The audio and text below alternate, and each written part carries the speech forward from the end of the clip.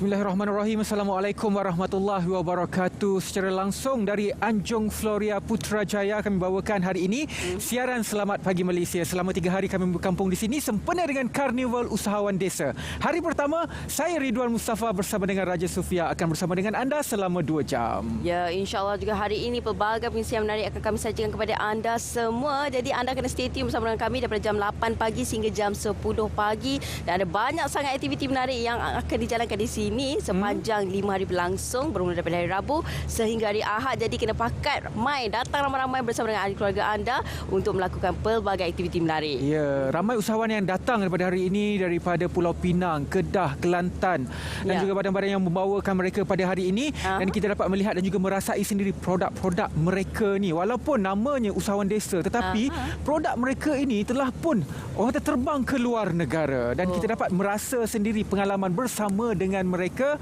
pada Karnival Usahawan Desa di Anjung Floria ini selama 5 hari yang menyasarkan 1 juta pengunjung untuk hadir pada Karnival Usahawan Desa kali ini. Ya, dan juga ada 1000 reruai yang akan ada di sini ya. Jadi ada macam-macam pilihan produk yang akan kami bawakan kepada anda semua. Jadi boleh datang pakat ramai-ramai bersama dengan keluarga anda. Selain daripada itu juga ada juga reruai masakan panas. Kalau kita lapar-lapar tu kan sambil-sambil nak kata nak shopping tu, bolehlah singgah-singgah makan juga. Jadi tak ada masalah. Anda hanya perlu datang. Ada 3 hari lagi berlangsung sehingga hari Ahad nanti daripada jam 10 pagi sehinggalah jam 10 malam. Jadi kalau anda berminat untuk memulakan perniagaan di sini juga ataupun mencari peluang perniagaan, di sini ada kemah khas, kemah business matching ataupun padanan perniagaan.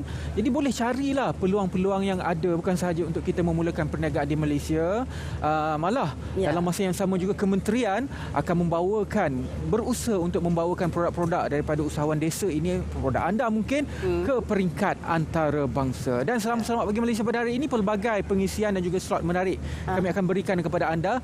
Salah satunya sebentar saja lagi Sophie akan bersama dengan Chef Liza untuk bersama dengan anda untuk kita masak. Okey, yang pastinya bukan saya masak. Tapi apa pun anda perlu datang sebab cabutan bertuah yang ditawarkan adalah anda mungkin akan memenangi MyV. Okey, jadi perlu jadi perlu untuk hadirkan diri anda. Mana tahu yang bertuah-bertuah tu kan, tiba-tiba dapat bawa balik MyV. Datangkan di berjalan-jalan dapat bawa balik MyV pula. Okey. Jadi itu dia orang kata pemanas badan untuk usahawan desa. Siaran khas Selamat Pagi Malaysia pada hari ini. Kita berehat seketika. Selepas ini kami akan bersama dengan anda sehingga pukul 10 pagi. Ya, kita nak terbang ke Langkawi untuk berkongsi pada kita berkenaan dengan Fly Dubai 2024. Fly Langkawi 2024 bersama dengan Wan Nur Ashikin. Silakan. Pulau Zombie, Pulau Hantu. Siapa kata Langkawi Pulau Hantu? Dengar sini hampa semua. Langkawi sentiasa ada kemasukan pelancong tahu dari semasa ke semasa. Dan tahun hadapan katanya ada kabar gembira lagi untuk semua. Yang mana Fly Dubai akan ke Langkawi. Dan untuk bercerita dengan lebih lanjut berkenaan dengan itu, di sebelah saya ketika ini ialah Timbalan Ketua Pegawai Eksekutif Bahagian Pelancongan dan juga Pembangunan Lembaga Pembangunan Langkawi Lada, Encik Wan Kamarul Faisal Wan Kamardin. Baik Tuan, terima kasih kerana sudi bersama dengan Selamat Pagi Malaysia hari ini. Tuan, mungkin boleh ceritakan kepada para penonton hari ini berkenaan dengan Fly Dubai daripada Dubai ke Langkawi, Tuan. Okey, berita baiknya ialah mulai 10 Februari 2024, Fly Dubai yang merupakan sebuah syarikat tambang murah akan memulakan penerbangan ke Langkawi, iaitu daripada Dubai, Pulau Pinang dan Langkawi. Penerbangan ini dijadualkan 7 kali seminggu dan kita percaya ini adalah berita baik kepada pelancong, berita baik juga kepada penduduk Langkawi, kepada industri player, kepada keseluruhan masyarakat Langkawi yang terlibat dengan industri pelancongan dan juga kepada Malaysia. Dengan adanya penerbangan ini, kita percaya banyak manfaat akan diterima oleh penduduk Langkawi. Baik Tuan, dan mungkin untuk tahun hadapan apabila Fly Dubai ke Langkawi, pastinya ada sasaran lada tertentu. Mungkin berapa sasaran pelancong ke Pulau Langkawi tahun depan, Tuan? Okey. Pada ketika ini 183 penerbangan berjadual masuk ke Langkawi. Dengan adanya Fly Dubai tahun depan, kita menjangkakan penerbangan masuk ke Langkawi adalah sebanyak 190 penerbangan. Dan dari segi bilangan kemasukan pelancong, kita percaya ini akan menyumbang kepada peningkatan kemasukan pelancong ke Langkawi, khususnya pelancong antarabangsa. Sebanyak dijangkakan tahun depan sebanyak 3 juta pelancong akan masuk ke Langkawi, dan ini adalah sasaran awal di pihak LADA, dan satu peningkatan yang baik selepas COVID. Alhamdulillah, berita baik untuk semua orang Malaysia, rakyat Langkawi khususnya Tuan. Dan mungkin sedikit pesanan Tuan kepada mereka yang suka menularkan berita keburukan Langkawi, Pulau Hantu lah, Pulau Zombie lah. Okey. Untuk membangunkan industri pelancongan yang kondusif, semua pihak, jabatan kerajaan, pemain industri, masyarakat perlulah bersama-sama membangunkan Pulau Langkawi.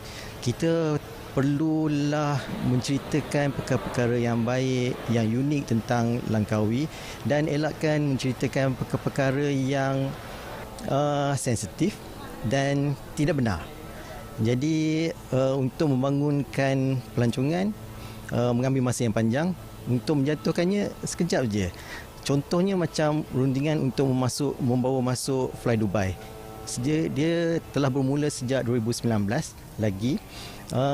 Hanya sekarang tahun depan baru Fly Dubai masuk. Jadi usaha tu adalah usaha yang berterusan, yang panjang. Jadi sebagai penduduk Langkawi, kita kena bersama-sama membangunkan pulau pelancongan yang indah ini. Baik, terima kasih Tuan kerana sudi berkongsi dengan kami di Selamat Pagi Malaysia. Jadi hampa apa lagi? Tak sempat datang Langkawi tahun ini, tahun depan kan ada lagi. Datanglah ke Langkawi, masukkan Langkawi sebagai salah satu destinasi pelancongan anda. Langkawi best way. Sekiranya setakat itu saja perkongsian dari Langkawi hari ini. Kembali kepada rakan penyampai, silakan.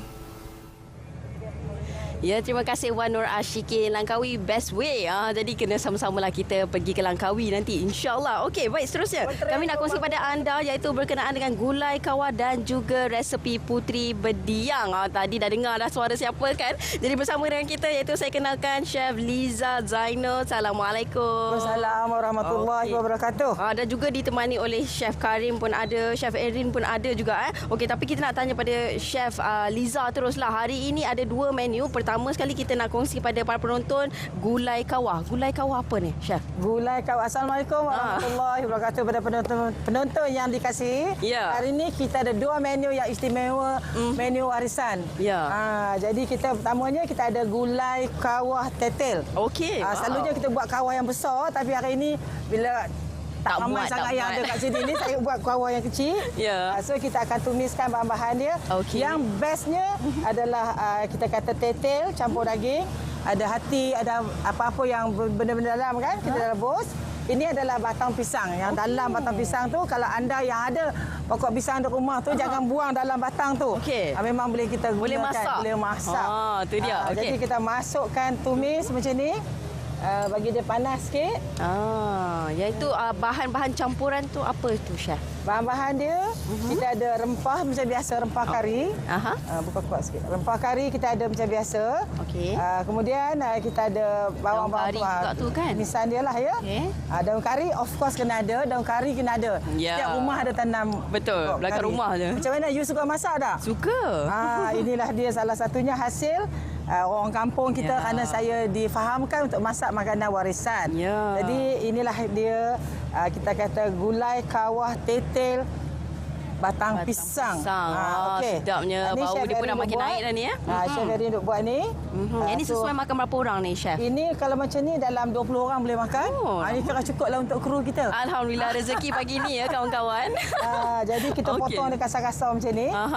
Okey. Dan Biasanya berapa lama ni nak masak ni, Chef? dia kalau ikut lama, kalau ni saya dah rebus. Okey. Saya dah pre-cook. Kalau kata ikut-ikut kita dalam 1 jam lah. Okey lah. Tapi dah kerana kita dah rebus, so kita ambil masa sekejap je lah. Ni kalau Okey. masak pagi-pagi ni, jangan lagi tengah hari dah Okey. boleh Okey, makan so dah the kan? next one kita ada resipi kita yang kedua. Puteri Bediang tu apa dia tu Bediang tu? Resipi kita yang kedua ni kan resipi orang Kedah, orang Perak kombinasi. Okey. Kita panggil Puteri Bediang Baju Hangus. Baju hangus. Baju hangus? Puteri Bediang Apa Baju maksud Hangus. dia tu, Chef? Puteri ni dia duk berdiam kan bila lepas salin kita Okey. kena panaskan belakang kita. Kemudian dia duk berdiam sampai last kali baju dia hangus. Oh, Itulah okey. kuih dia. Puteri Bediang Baju Hangus. Nak tengok? Tengok resipi kita. Pertamanya Jom. kita ada pisang. Okey. Pisang kita ada. Kemudian pakai kita empat je. pisang cukup. Pisang apa yang pisang sesuai apa ni? pun boleh. Kalau selalunya kita akan lecek pisang macam ni lah. Okey. Lecek-lecek pisang macam ni. Paling senang chef. Kita pakai yang ni, yang tradisi orang kampung. Macam mana orang tu? kampung macam ni, botol. Oh, tu dia. Macam tu. Settle. Macam tu, settle. Okey. Saya minta Chef Karim tolong kat saya. Tolong faster. Dan bahan alright. lain saya ada ni dia tepung gandum, tepung gandum. Tepung gandum, Lebih kurang dalam satu cawan. Okey. Kita ada ni ubi kayu yang telah kayu. kita Okey. kita campurkan Berapa ubi banyak, kayu. ya, ubi kayu? Lebih kurang dalam satu cawan. Satu cawan. Setengah kilo. Semua sama Semua sama kita masukkan gula. Gula. Sikit jangan banyak, lebih kurang dalam 3 sudu teh. Ya, sebab kita dah cukup manis. Dah cukup manis. Chef Liza lagilah manis hari ni ya. Dan garam Okey. sikit je garam. Kita kacau dia. Kalau tuan-tuan tengok kacau Ya. dia. Okey, dah siap ke Chef Karim? Okey, meh. Okey, ini dia. Campurkan semua. Dah siap. Kita Macam lempeng pisang juga. lempeng pisang sebenarnya. Ini lempeng pisang. Ataupun peknya, orang Kedah kata peknya. Betul. Okey. Okey, tak Bubur kasi ayak air, sikit. Orang Kedah kata bubur Ayak. ayak sikit. Ya. Macam ni. Okey. Biasalah. Kacau macam ni. Siap. Tu dia. Nanti kita tunjuk pada para penonton Ni dia. adunannya. Adunan dia itu macam ni. Okey, Siap. adunannya. Chef, kita Okey. tunjuk sikit adunan ni kat rumah. Tak tunjuk, nampak ni. tunjuk. Tunjuk sikit Ni. buat. Ni dia adunannya. Adunan dia Okey. adalah tepung, pisang, garam, gula sikit. Okey. Bagi secukup Dan rasa. yang sedapnya kita ada ubi kayu yang kita parut. Itu yang lain tu kan? Yang nak Okey. buat puteri Kemudian berdiang ni. kita kena panaskan kuali. Panaskan kuali. Cara dia macam ni. Okey, mula-mula letak daun pisang. Letak daun pisang yang hendaklah kita potong bulat macam ni. Kalau potong 4 segi tu tak cantik. Dia kena potong bulat. Ya, betul. Kemudian saya masukkan senduk Presentation tadi. kena cantik, Chef. Ya. Okey. Okey. Ni puteri nak masuk dah ni. Okey macam ni. Ini Tengok, buat dengan kalau- anak-anak pun boleh ni, Chef. Yang ni yang sedap. Jadi esok kan, esok Sabtu Ahad, bolehlah perempuan semua kat rumah boleh Sambil-sambil sambil-sambil. Okey, kita letak macam ni je ya. Ya. Jadi penonton kita tak buat besar-besar, kita buat kecil-kecil comel-comel. Dan kita masukkan ni dia. Okey. Kelapa. Kelapa ni saya gaul dengan sedikit garam. Bagi ada rasa sedapnya. Oh, sedap ni. Betul lah tu, Dan Chef. Minum kita petang ni akan- pun best juga ni. Lipat dia macam ni. Oh. Okey. Kemudian kita letakkan sikit ni minyak sudu. Nak letakkan sedikit minyak Okey, ni Okey. panas dah ni kuali kita. Kita letakkan sikit minyak di sini. Baik. Inilah dia. Okey. Ini Ya. kita lipat. Tu yang dia berdiang. itu sekejap lagi baju maksudnya dia akan berdiang. jadi hangus. Okey. Sekali lagi kita akan masukkan. Sambil-sambil tu kita buat lagi lah sikit ya. Kita buat sikit lagi. Yang dah siap pun dah chef dah buat pagi tadi. Jadi yang ni sesuai untuk minum petang pun sesuai. Minum petang. Kalau orang Kedah ni, dia akan gunakan untuk pagi-pagi breakfast. Kita bukan pancake tapi kita bagi dia Yang, makan pekngah. Pengah ni. Sebenarnya you orang mana tak tahu. Ya, saya orang Selangor, KL. Selangor tapi tahulah pekngah kan. Kalau penonton yang orang Kedah ni, Ya. jadi macam ni kita akan lipat dua. Ni nak kalih, nak pusing. Kalih. Kalih Tu baju dia dah hangus. Okey. Itulah. Sudah bau Syah. Jadi Okey. baju dia dah hangus. Ya. Itulah kita kata puteri bediang baju hangus. Ya, Kita ni dah kita tunjuk siap. sikit. Kita buat biar ni dia. dulu. Okey. Kita biar bagi dia sampai hangus. Baju dia tak hangus tak boleh. Okey. So kita punya gulai kawah tu dah siap dah kan Syah? tengok, Cuba Syah kita Ferry. tunjuk sikit dekat para penonton kita. Itu dia hasilnya ya. okey. Wah, sedapnya. Nanti dia mendidih. Macam ni. You boleh buat ke ni? Boleh. Boleh buat sikit situ. Boleh. Okey. Aduh, chef ni kan nervous. Okey, jadi kita letak di tengah ni Kita sikit. tengok darah buat kerja. Allah, bukan. Ya. Dah mak dah. Dia mak dah mak saya. dah tak kuat esok buat ya. Okey, so kita punya gulai kawah pun dah hampir masak. Kita biarkan dia Okey, lepas tu ni macam ni je. macam tu. Kena slow-slow baru dia cantik. Lemah lembut. Lemah lembut. Allahu Akbar. Jadi chef nak tunjuklah yang kata ni dia kalau penonton di rumah tengok baju hangus dia. Okey. Ini dia hasilnya dah siap hasilnya dah siap, kita keluarkan. Macam ni. Ni dia. Kita keluarkan. Kemudian ni dia kita macam buka tu. sikit. Kalau nak hangus Inilah lagi rupa dia. boleh lagi lama. Macam Chef Eri kata kita boleh lagi lama sampai baju dia hangus. Tapi lagi baju hangus lagi sedap lah. Betul. Kerana bau dia Aroma kan. dia tu kan. Aroma dia. Yes. Jadi sesuai Okey. makan dengan kelapa lah. Ya? Sesuai makan dengan kelapa lah kalau nak tambah lagi. Kelapa dah ada. Kalau nak tambah lagi pun boleh. Jadi kita akan servekan lah. Okey, lap. Dan di sini saya nak bercerita adalah produk-produk daripada usahawan kita. Okey. Di sini kita tahu Puan Tumeja salah seorang daripada peserta usahawan. Sekarang ni dah jadi usahawan yang berjaya. Okey. Dan juga Chef Karim. Dua-dua ni adalah penuntut saya. Ya. Jadi saya bawa hari ini kerana nak tampilkan mereka dengan produk-produk. Ya. Jadi produk-produk usahawan kita yang dia orang buat.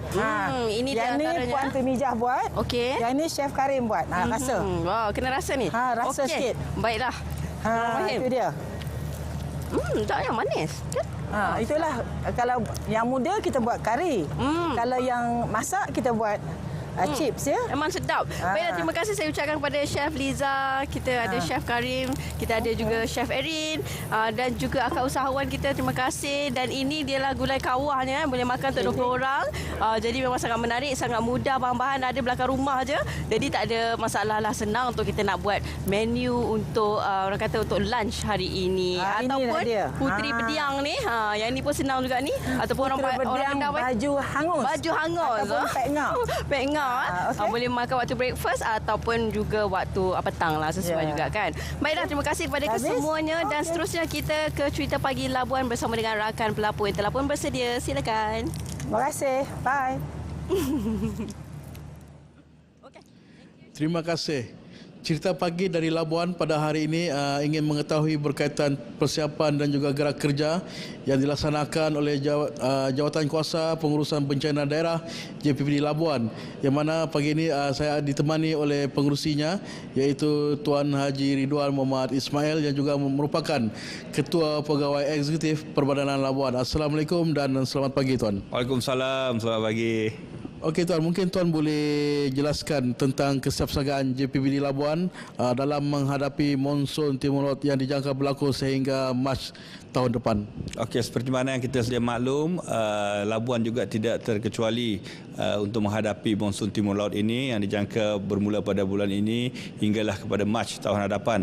Dan insya-Allah di pihak Jawatan Kuasa Pengurusan Bencana Labuan kita telah pun membuat beberapa persiapan mengenal pasti lebih kurang 1,599 keanggotaan yang boleh kita gambling sekiranya ada suatu bencana berlaku, sebanyak 21 agensi yang terlibat. Kita telah pun berjaya mengumpul beberapa aset yang diperlukan, yang dijangka boleh membantu dalam segi apa juga operasi, khususnya operasi untuk menyelamat.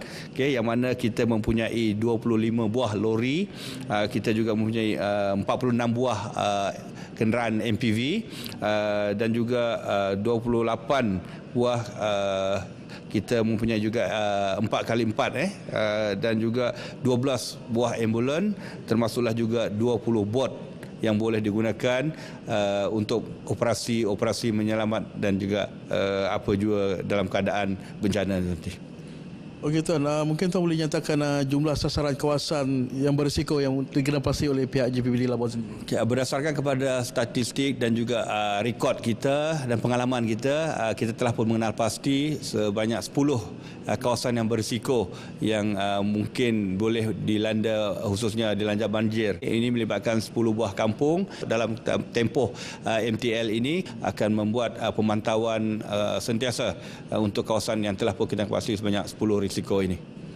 Okey Tuan, mungkin Tuan boleh maklumkan bagaimana pula dengan persiapan pusat penempatan sementara PPS yang ada di Labuan, dan juga yang dimaklumkan Perbadanan Labuan juga ada memasang menara siren kecemasan. Mungkin Tuan boleh nyatakan. Okey, sebenarnya kita telah pun selesai memasang 16 tiang, yang mana kalau kita berdasarkan kepada rekod kita, tiang ini kita telah pecahkan ada 3 jenis tiang. Yang pertama tiang khas untuk siren saja, kemudian kita ada tiang untuk smart pole ataupun tiang pintar, dan kemudian ada juga kita memasang 4 lagi gabungan antara siren dan juga pintar ini, iaitu smart siren and smart pole. Siren ini berperanan untuk memaklumkan kepada warga Labuan, khususnya kepada kawasan-kawasan yang berisiko ini, supaya bersiap sedia dan sekiranya ada berlakunya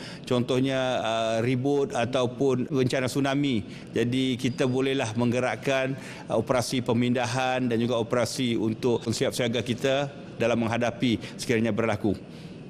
Okey Tuan, bagaimana pula dengan pusat penempatan sementara Tuan? Okey, untuk pusat penempatan sementara sebenarnya kita telah pun menyediakan, yang sedia ada 25 pusat penempatan sementara yang boleh menampung lebih kurang 7,050 mangsa. Dan untuk di wilayah Sultan Labuan, kita telah pun mendapat 27 lagi tambahan.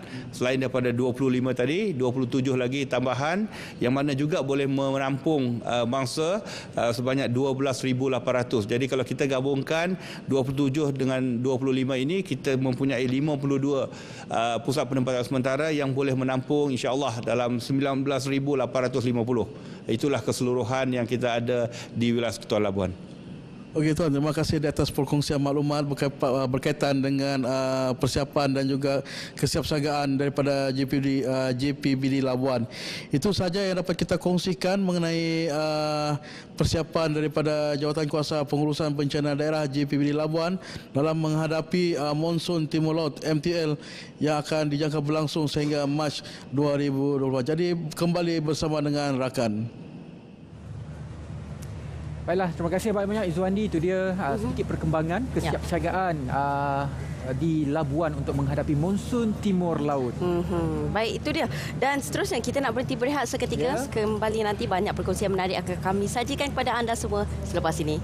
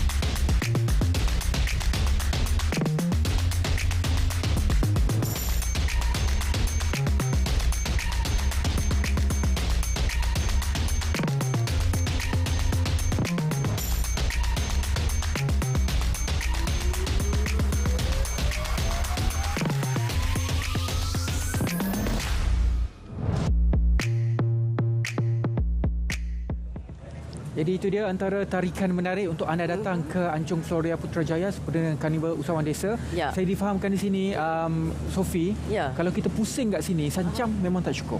Dia akan dipanjangkan lagi. Sebab ada aiskrim, ada pelbagai produk. Terutamanya orang kata paling menarik adalah makanan. Ya, kan makanan best. Lepas tu aktiviti-aktiviti pun Ya. best sebab ada 60 aktiviti Ha. dianjurkan. Lepas tu pula ada macam-macam pengisian maksud Ya. kita balik tu ada pulang sesuatu lah. Bawa Ya, pulang jadi hari ini kita akan bersama dengan orang yang cukup penting untuk merealisasikan Karnival Usahawan Desa ini yang telah pun masuk di lokasi yang ke-7 yang merupakan lokasi kemuncak, iaitu kita bersama dengan Datuk Cik Murad Sayang Ramjan, iaitu Timbalan Ketua Setiausaha Dasar Kementerian Kemajuan Desa dan Wilayah. Assalamualaikum Datuk. Waalaikumsalam.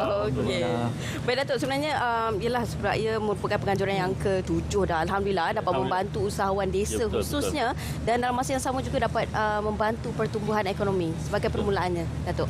Okey, jadi sebenarnya hari ini Alhamdulillah saya sangat bersyukur kerana kita dapat buat program di Malaysia ni, di set ni, di orang kata apa, di tempat kejadian ni. Jadi saya sebenarnya tak reti dah Sofia dengan apa ni tuan, saya nak tahu di bagaimana saya nak bermula. Yang saya nak ceritakan adalah Alhamdulillah hari ini sebagaimana itu kita membantu usahawan memulihkan ekonomi. Hari ini saja kita ada 800 lebih usahawan yang ada berbagai-bagai. Jadi yang ada yang menjual orang kata apa produk-produk F&B-nya, sampahnya, produk tradisionalnya, pakaiannya, facial, lifestyle, berbagai-bagai, perkhidmatan sebagainya. Jadi kalau kita lihat sekarang ni kita berada di set yang kita namakan Desa Lestari.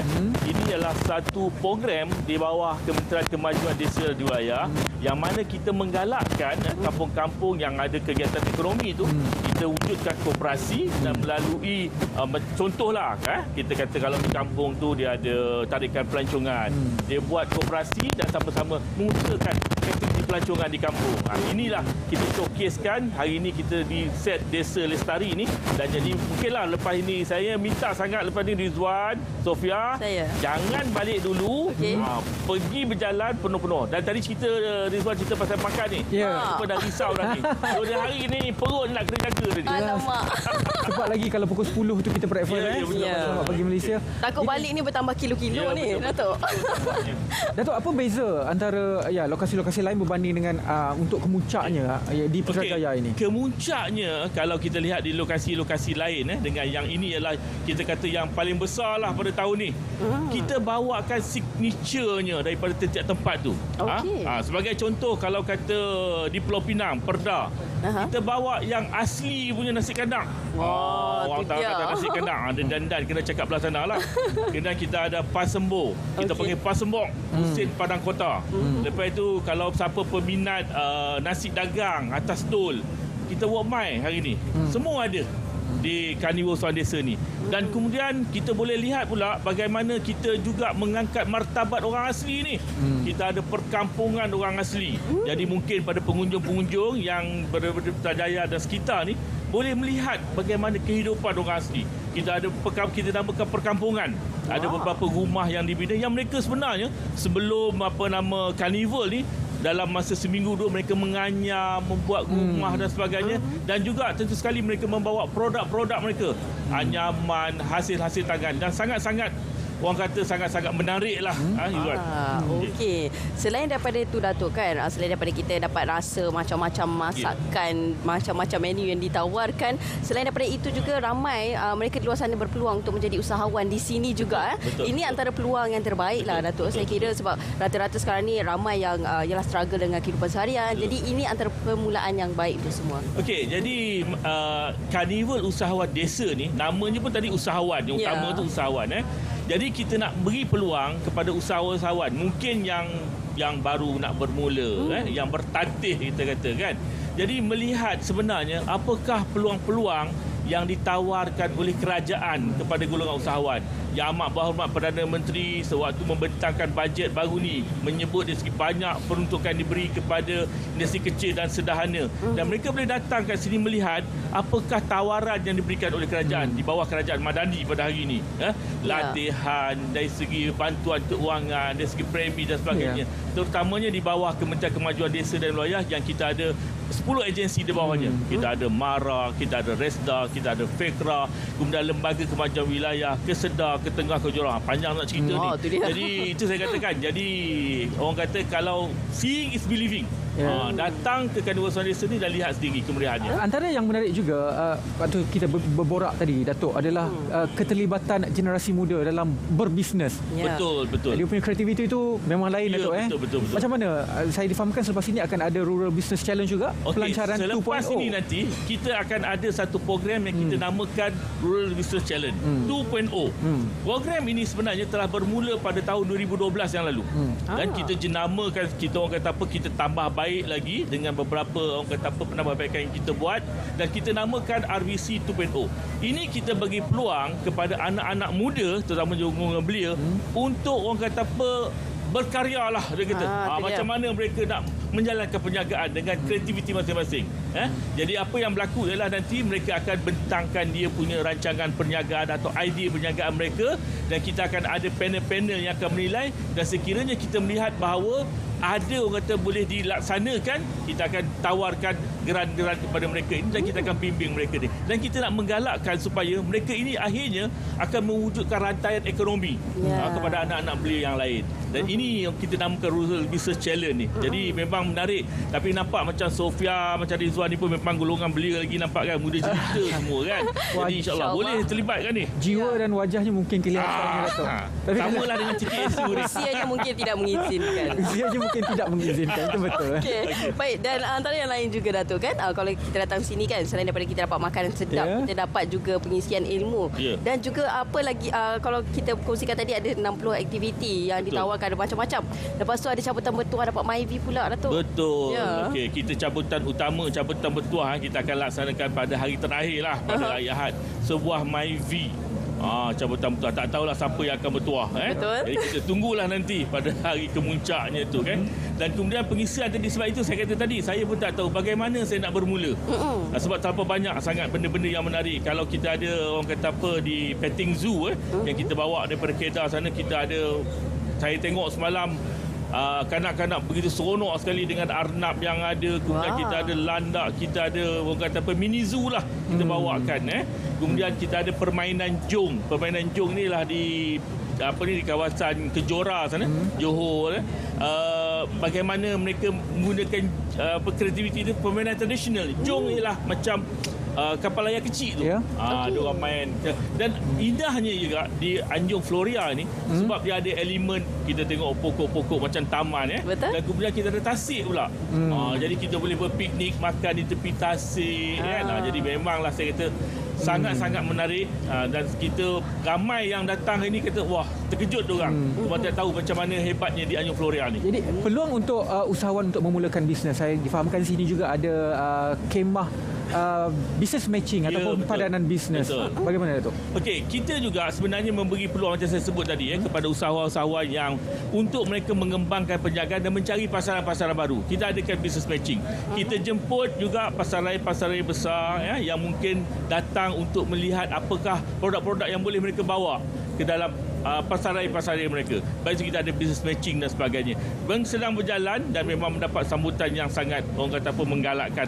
Saya tak tahu, begitulah yang kita buat, yang kita harap dia akan memberi, orang kata apa, menjana ekonomi kepada usahawan-usahawan luar bandar ni. Betul. Okey, Datuk, mungkin boleh wawarkan kepada para penonton yang sedang menonton sekarang ini, yang tengah duduk dekat rumah ataupun mungkin yang sedang bersiap-siap nak pergi kerja ni kan.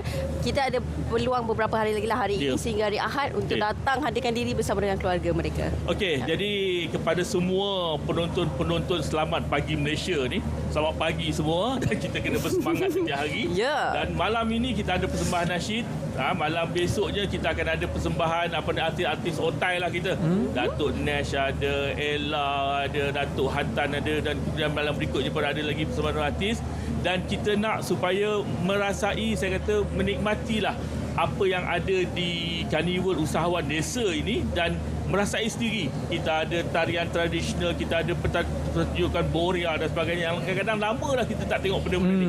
Datang ke Carnival Usahawan Desa, dan juga tentu sekali lah makan makanan yang sangat-sangat, orang kata apa, sedap lah daripada seluruh Malaysia. Kita bawakan Malaysia ke Anjung Floria di KUD at Putrajaya ini. Jadi masih ada peluang untuk anda semua untuk hadir ke Anjung Floria Putrajaya untuk menyaksikan sendiri Karnival Usahawan Desa sehingga hari Ahad ini. Terima kasih banyak-banyak kepada Datuk Cik Murad Sayang Ramjan, iaitu Timbalan Ketua Setiausaha Dasar Kementerian Kemajuan Desa dan Wilayah kerana sudi berkongsi dengan kita kemeriahan KUD at Putrajaya 2023 ini. Jadi kita lepas siaran ni kena berjalan-jalan lah. Kena berpusing di Karnival Usahawan Desa ini. Okey, kita berehat seketika. Selepas ini kita akan kembali dalam Selamat Pagi Malaysia. Selepas ini.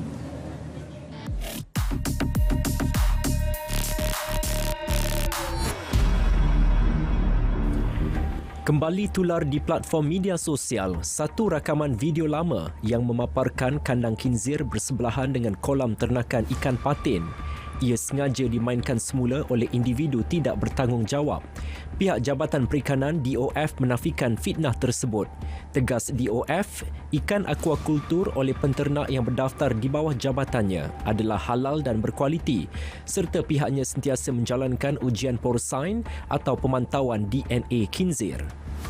Ni kandang, ni kolam. Nampak? Orang ramai diingatkan sentiasa peka dan waspada. Jika anda terima bahan fitnah atau disyaki tidak betul, segera lapor ke SKMM. Biar betul, tak pasti, jangan kongsi.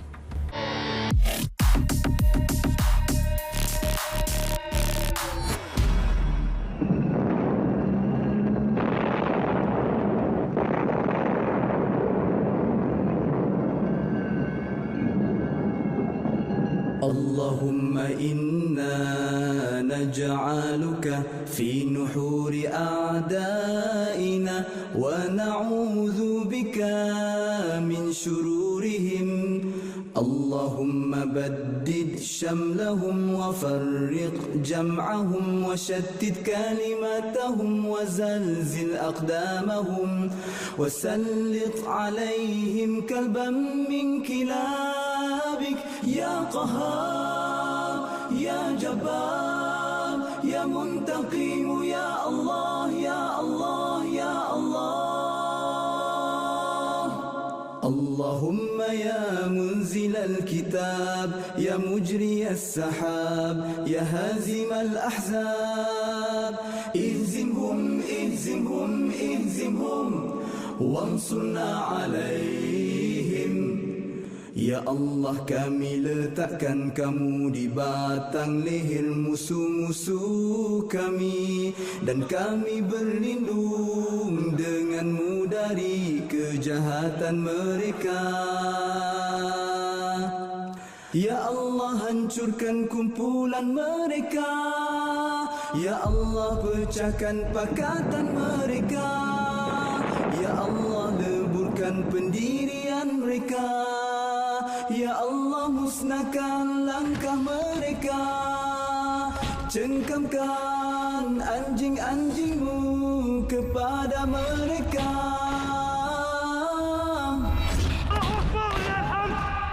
Ya Allah yang maha memaksa, Ya Allah yang maha perkasa, Ya Allah yang maha membalas. Ya Allah, Ya Allah, Ya Allah, yang turunkan kitab, yang gerakkan awan, yang tewaskan tentera Ahzab. Kalahkan mereka, kalahkan mereka, kalahkan mereka, dan kemenangan untuk kami.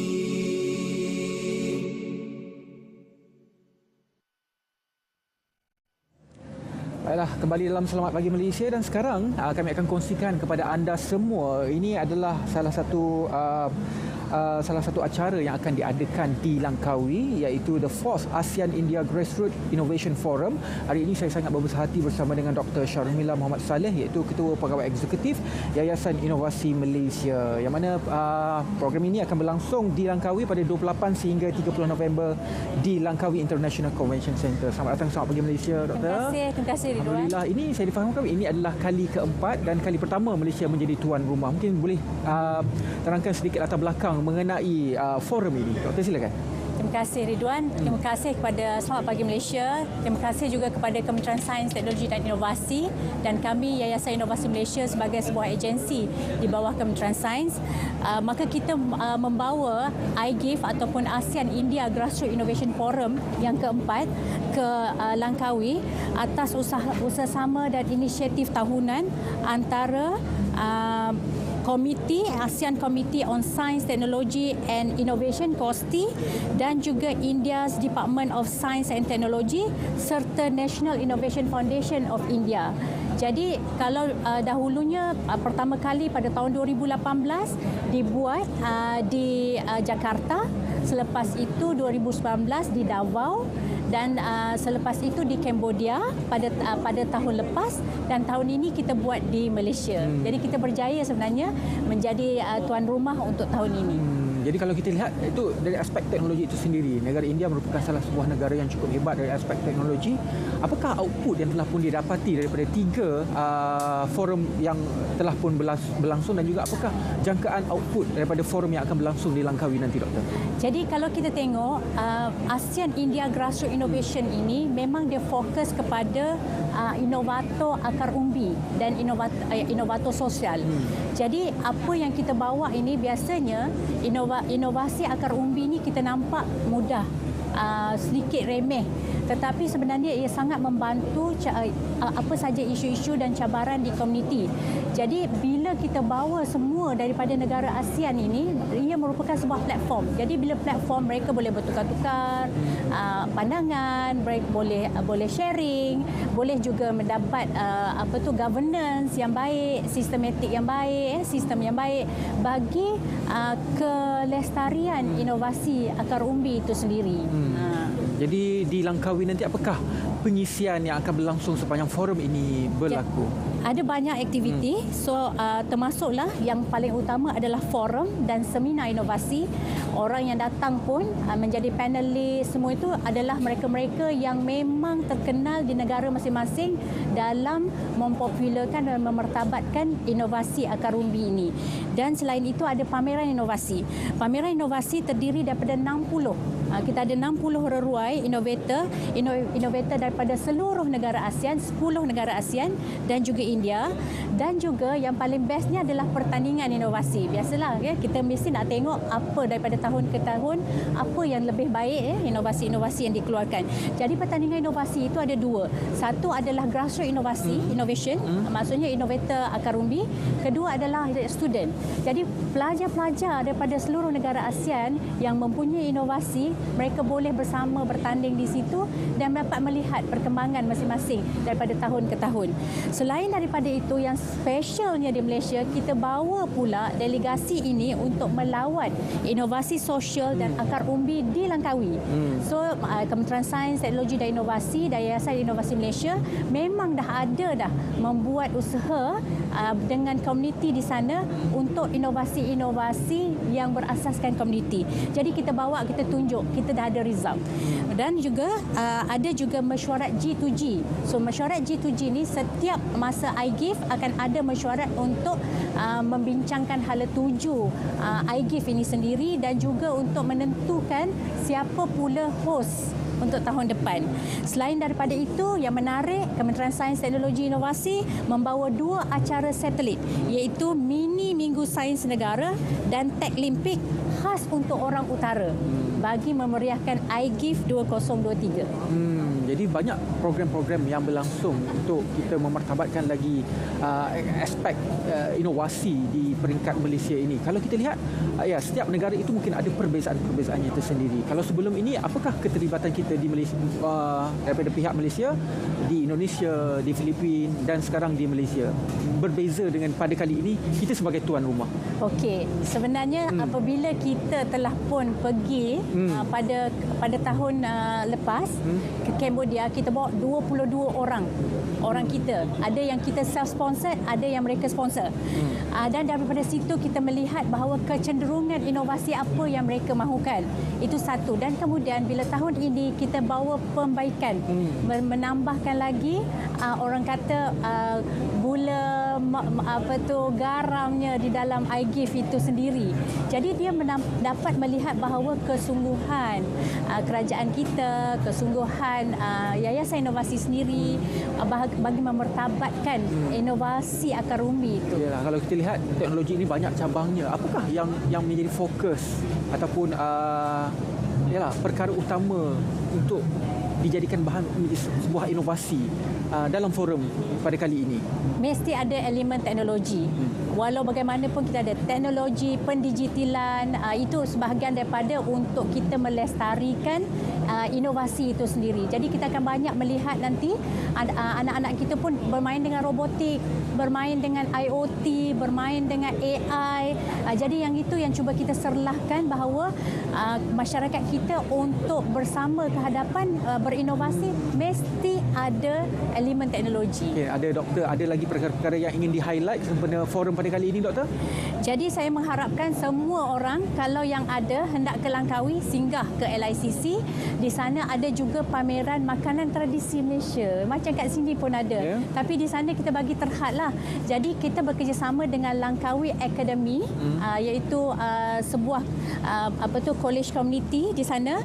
Dia orang akan menyediakan sepanjang 3 hari tersebut daripada pukul 10 sampai pukul 2 makanan seperti pengah lah. Ini orang Kedah je tahu, walaupun itu nama dia orang kan, dengan roti jalanya. Itu versi-versi makanan tradisional Malaysia dengan juga pakaian tradisi kita. Maksudnya banyak perkara lah, bukan sahaja teknologi, tetapi kita nak utamakan jugalah kebudayaan dan juga tradisi masyarakat Malaysia ke peringkat antarabangsa. Dari aspek pihak daripada India itu sendiri, apakah contribution mereka? Okey, terima kasih juga kepada pihak kerajaan India melalui Science and Technology Department. Mereka membuat penajaan. So kalau setiap tuan rumah pada negara-negara ASEAN ini akan diberi penajaan di mana mereka menaja ke semua participants, delegasi daripada ASEAN untuk pertama untuk bertandinglah, kedua untuk jadi panel, ketiga untuk jadi juri di iGift itu sendiri. Di pihak kementerian, apakah mungkin sedikit perancangan pada masa hadapan, terutamanya pada masa akan datang?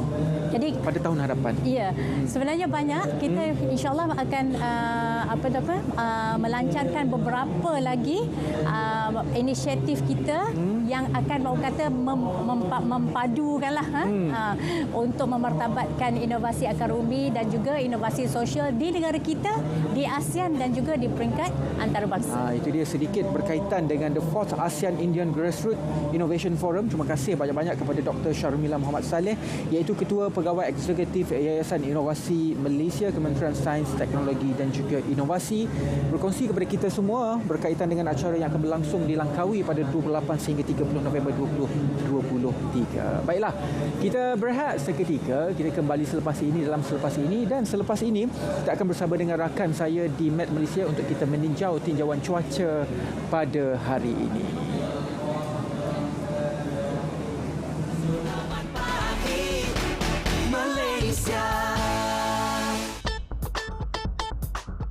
Dan kita harus sampaikan kepada kawan-kawan kita, baik orang Islam atau orang Cina atau India, Sabah atau Sarawak, isu ini isu bersama. Sampaikan kepada mereka mengapa kita suarakan dengan begitu lantang. Kerana orang mati dibunuh, anak-anak kecil dibunuh, wanita dibunuh, rumah dibedil, dimusnahkan, rumah sakit dirobohkan. Mana mungkin kita bicara dengan aman dan tenang? Saya dikritik sekarang, mula diserang oleh beberapa kalangan Eropah, Amerika Syarikat dan tentunya Israel. Saya beritahu, selagi saya diberi mandat oleh rakyat, saya tidak terima ugutan itu. Kita lawan tetap. Saya beritahu, don't ever think of threatening us. Malaysia is a fiercely independent country. We decide what is right. We understand the meaning of freedom. We are with the Palestinian people as their struggle. Yesterday, today, and tomorrow, inshallah.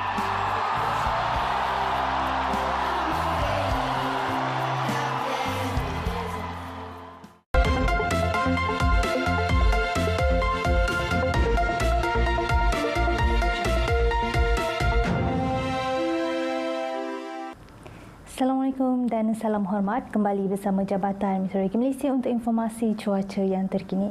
Baiklah, berdasarkan analisis model-model cuaca, luruan monsun dijangka masih lagi boleh berlarutan sehingga ke 28 November nanti.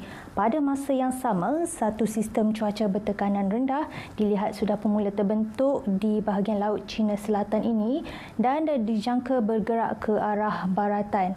Oleh itu, Met Malaysia telah mengemaskini amaran hujan berterusan peringkat waspada melibatkan kesemua jajahan di negeri Kelantan kecuali Kuala Musang, di negeri Terengganu dan juga di daerah Kuantan Pahang, yang mana amaran ini berkuat kuasa sehingga esok hari. Baiklah, untuk melihat dengan lebih jelas, kita teruskan dengan melihat paparan imej gemerada yang terkini dan dapat dilihat hujan masih lagi berlaku di negeri-negeri pantai timur sejak daripada malam tadi dan dijangkakan keadaan hujan ini boleh berlarutan sehingga ke lewat petang nanti. Hujan juga dilihat sedang berlaku di negeri-negeri pantai barat yang mana keadaan hujan di negeri Perak, Selangor, Negeri Sembilan, Melaka dan juga di satu dua tempat di bahagian barat Johor ini dijangkakan boleh beransur reda menjelang ke tengah hari nanti.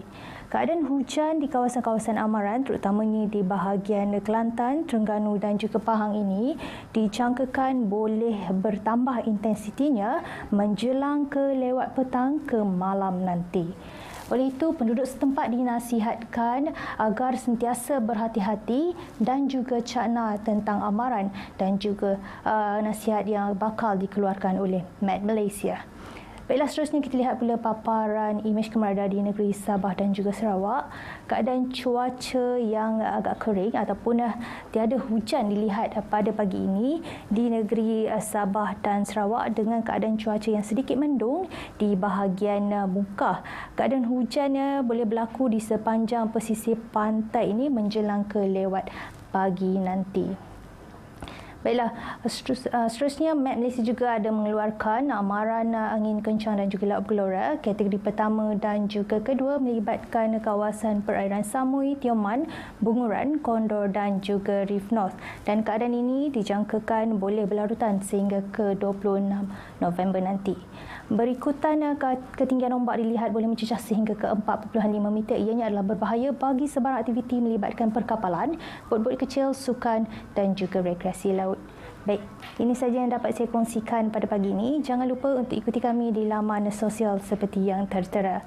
Sekian melaporkan Khairatun Nisa Syamsuddin. Assalamualaikum dan salam hormat.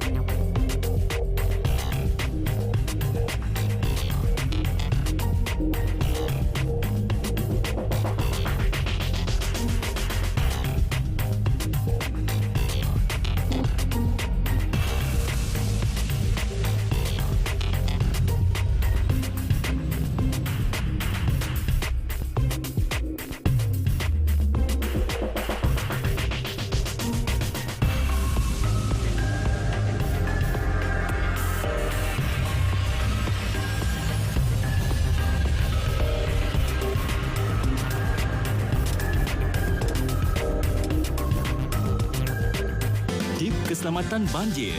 Dengar maklumat terkini banjir dari media. Bersedia untuk pindah dengan beg keselamatan. Segera berpindah ke pusat pemindahan apabila diarahkan. Berpindah awal sebelum banjir lebih teruk. Ikut laluan ditentukan. Laluan singkat mungkin terhalang. Pergi ke tempat tinggi dan selamat. Jangan biarkan kanak-kanak bermain air banjir. Jangan berenang atau berjalan melalui air yang deras. Jalan dalam air menggunakan kayu untuk periksa kedalaman air. Jangan sentuh peralatan elektrik, kabel atau wayar. Kerajaan bersetuju untuk memberi bayaran insentif awal kajian sistem persaraan perkhidmatan awam sebanyak RM2,000 kepada semua penjawat awam. Ini jumlah tertinggi dalam beberapa tahun yang lalu. Grade 56 ke bawah termasuk lantikan kontrak. Dan RM1,000 kepada semua jawatan utama sektor awam, melibatkan semua polis, bomba, tentera, angkatan bersenjata, seluruh anggota beruniform.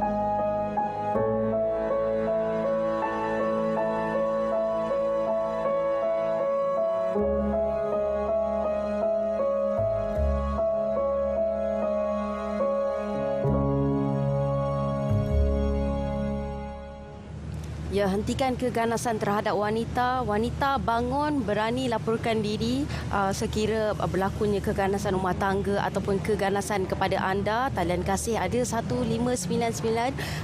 Jadi jangan, orang kata jangan berdiam diri kerana ini merupakan padah yang besar pada anda dan juga anak-anak anda. Jadi yang akan berbicara berkenaan dengan perkara ini, saya kenalkan bersama dengan saya Dr. Wan Nur Ibtisam Wan Ismail selaku Ketua Pengarah Jabatan Pembangunan Wanita. Assalamualaikum Doktor.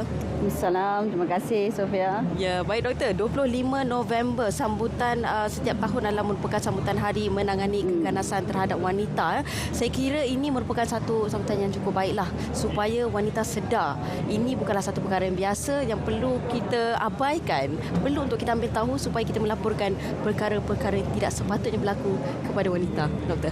Ya. Terima kasih Sofia. Pertama terima kasih kepada RTM kerana sudi menjemput kami, dan ini adalah sempena ya hari sambutan menangani keganasan terhadap wanita yang disambut di seluruh negara pada 25 November. Itu pada esok hari. Jadi memang kita pun ada program pada esok hari untuk kita bersama-sama menunjukkan solidariti untuk kita menyokong usaha untuk menangani keganasan terhadap wanita ini. Baik, saya kira antara yang lain juga pastinya banyak pengisian yang telah pun dijalankan ya sebelum kita menyambut sambutan ini pada esok hari. Jadi apa antara pengisian yang telah pun berlangsung dan juga bakal berlangsung nanti, Doktor? Untuk sambutan ini kita bermula awal lagi. Pada 1 November 2023 kita dah bermula kempen untuk menangani keganasan terhadap wanita, dan kita juga telah bermula di peringkat akar umbi, iaitu di setiap negeri di Malaysia kita telah menjalani aktiviti berkaitan dengan keganasan terhadap wanita. Dan kalau hari ini Sofia pun boleh lihat, saya pun memakai baju oren. Oren adalah tema. Ini dia keganasan terhadap wanita. Itu adalah satu warna yang menunjukkan bahawa ada ada masa hadapan itu lebih cerah sekiranya kita menangani kekerasan terhadap wanita. Dan pelbagai aktiviti kita buat, kita ada buat untuk memberi penerangan dan kesedaran kepada masyarakat mengenai isu-isu berkaitan kekerasan terhadap wanita. Saya kira sebenarnya banyak antara usaha yang telah pun dijalankan oleh kementerian sendiri untuk pastikan bahawa wanita-wanita ini terjaga ya dalam keadaan baik. Sebab dalam Islam pun mengajar kita untuk melindungi wanita. Betul. Bukan untuk melakukan kekerasan atau keganasan. Jadi apa antara usaha-usaha lain juga untuk yang diberikan kepada wanita khususnya untuk kita berani untuk bersuara dan juga tampil ke hadapan ceritakan situasi yang sebenar. Okey, Doktor. Terima kasih soalan yang bagus daripada Sofia. Sebab yang penting apabila kita nak menangani keganasan terhadap wanita ni, pertama kena ada ilmu pengetahuan. Betul. Jadi kita kena tahu apakah hak-hak wanita di sisi perundangan. Sebab itulah yang menjadi asas kepada kita untuk membuat tindakan, untuk membuat laporan dan mengambil tindakan yang sewajarnya. Sebab kadang-kadang ramai yang mengatakan, saya tidak tahu, saya tak nak ke mana, nak buat apa. Jadi kita memberikan penerangan menerusi kita ada program IRIS, iaitu literasi perundangan mengenai hak-hak wanita. Dan selain itu juga apa yang wanita perlukan adalah segi sokongan. Dan kita ada melalui program Matahari, kita memberikan sokongan daripada sudut psikologi. Jadi apabila berlaku keganasan terhadap wanita ini, biasanya emosi wanita akan terganggu. Betul. Dan dari segi ini kita memberikan mereka pengetahuan bagaimana mereka dapat membangunkan dia punya psikososial supaya mereka mempunyai keyakinan diri untuk tampil membuat aduan dan laporan. Dan setakat ini, Doktor, bagaimana Doktor melihat tahap kesedaran wanita berkenaan dengan perkara ini? Tahap kesedaran ini sebenarnya kalau kita katakan ramai wanita sebenarnya mungkin dah tahu, tetapi kadang-kadang dia mungkin tidak tahu dengan lebih lanjut bagaimana cara untuk mereka membuat laporan, bagaimana mereka membuat tindakan. Jadi disebab itulah kita sentiasa membuat advokasi mengenai menangani keganasan terhadap ini. Dan juga saya berkongsi di sini, Sofia, kes-kes keganasan terhadap wanita ni di Malaysia masih di tahap membimbangkan. Kalau kita lihat dari sudut data yang dikeluarkan oleh pihak Polis Diraja Malaysia, kes keganasan terhadap wanita yang melibatkan keganasan rumah tangga, jenayah rogol dan gangguan seksual telah mencatatkan sebanyak 9,334 kes pada tahun 2021 dan 8,580 kes pada tahun 2022. Jadi ada sedikit penurunan di situ. Dan kalau kita lihat dari segi data ini juga, 60% adalah kes melibatkan keganasan rumah tangga.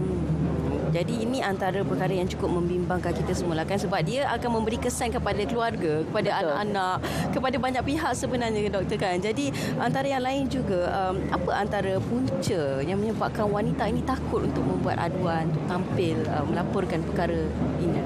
Banyak faktor yang memainkan peranan yang mempengaruhi tindakan wanita itu.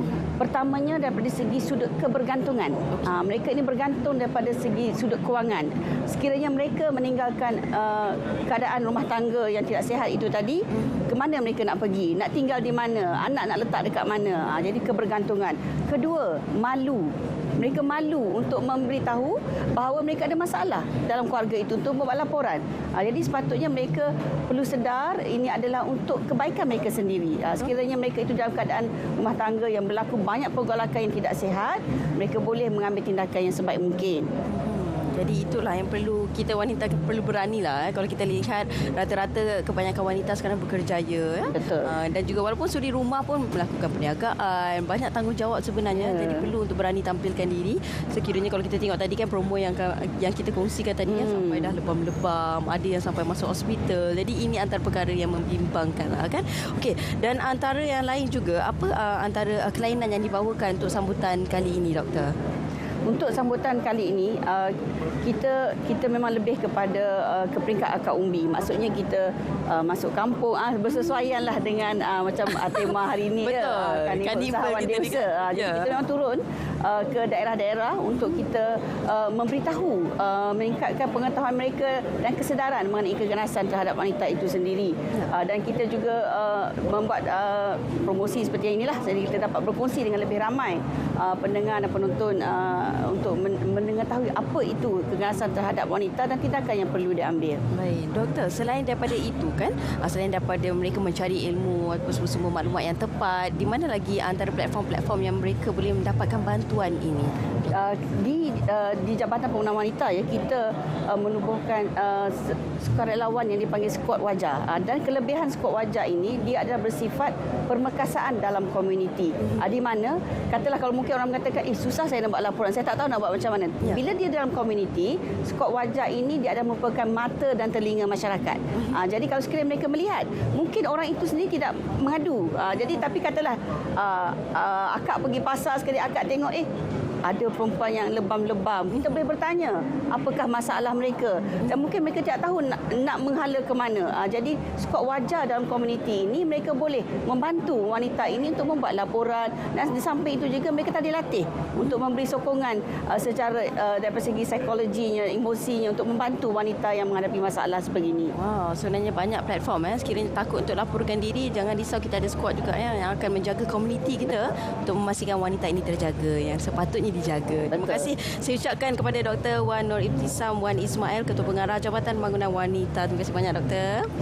Baik, itu dia, wanita berani untuk melaporkan kejadian yang berlaku. Jangan takut-takut, banyak option yang kita ada untuk mendapatkan hak yang sepatutnya kita sebagai isteri ataupun wanita dapatkan hak kita. Baik, seterusnya kita akan bersama dengan Ridwan, iaitu akan berlintas langsung berkenaan dengan pelancaran Rural Business Challenge RBC yang berada di pentas utama. Silakan Ridwan. Baiklah, sekarang saya berada di kemah utama untuk Karnival Usahawan Desa, dan pada hari ini fokus sebenarnya untuk kita menyaksikan pelancaran Rural Business Challenge 2.0 ataupun RBC 2.0. Dan sekarang saya bersama-sama dengan salah seorang pemenang untuk Rural Business Challenge 1.0, iaitu Rural Business Challenge pada tahun 2016, iaitu Puan Nabila binti Suhairi yang telah pun memenangi RBC pada tahun 2016 dan telah pun memenangi grant sebanyak RM200,000 untuk produk aiskrim. Inilah aiskrim yang dibawakan, iaitu aiskrim bernama Haji Aiskrim. Selamat datang, selamat pagi Malaysia. Selamat pagi, Assalamualaikum. Macam mana Puan boleh ceritakan sebelum Puan menyertai RBC, perniagaan Puan macam mana, dan selepas memenangi RBC pada tahun 2016, bagaimana perubahan perniagaan Puan, iaitu aiskrim Haji ini? Alhamdulillah, sebelum saya masuk dalam RBC, saya memang pengusaha kilang aiskrim Muslim dari Batu Cave, tapi kami tak ada jenama. Kami ambil alih syarikat Al Jazeera Aiskrim daripada nama orang Arab. So kami kekalkan resepi Arab untuk kita pasar, tapi agak susah sebab tak ada jenama. Pada tahun 2016 saya marah ada buat iklan berkaitan dengan RBC, dan diperkenalkan dengan coach bernama Coach Lily Sabrina yang bantu saya untuk membuat rancangan perniagaan untuk Rural Business Challenge. Dan daripada situlah baru saya tahu rupanya setiap perniagaan ada rancangan, ada jenama nak kena buat. Dan daripada start itu, daripada RBC lah saya buat jenama aiskrim Haji Aiskrim. Yang mudah Haji orang tahu Muslim. Dan lahirnya jenama Haji Aiskrim bermula daripada RBC. Jadi produk aiskrim ini sebenarnya Puan supply kepada hotel-hotel, saya difahamkan? Ya, betul. Saya sebelum ni memang supply sebab tak ada jenama. Kita sebagai bag supplier. Maknanya hotel dan restoran menggunakan produk. Tapi tak ada jenama lah sebab dia orang guna dari belakang. Jadi selepas RBC, saya masuk ke pasar raya, pergi ke kedai runcit. Produk saya dah alhamdulillah lah di merata tempat. Tetapi hanya di Klang Valley saja. Selepas COVID baru saya dapat satu Malaysia punya market pasaran. Alhamdulillah, dan ini merupakan aiskrim dalam kotak yang mana telah dipun disupply di hotel-hotel lah. Dan juga produk ini, aiskrim ini diiktiraf dan juga telah pun mendapat pengiktirafan halal Malaysia.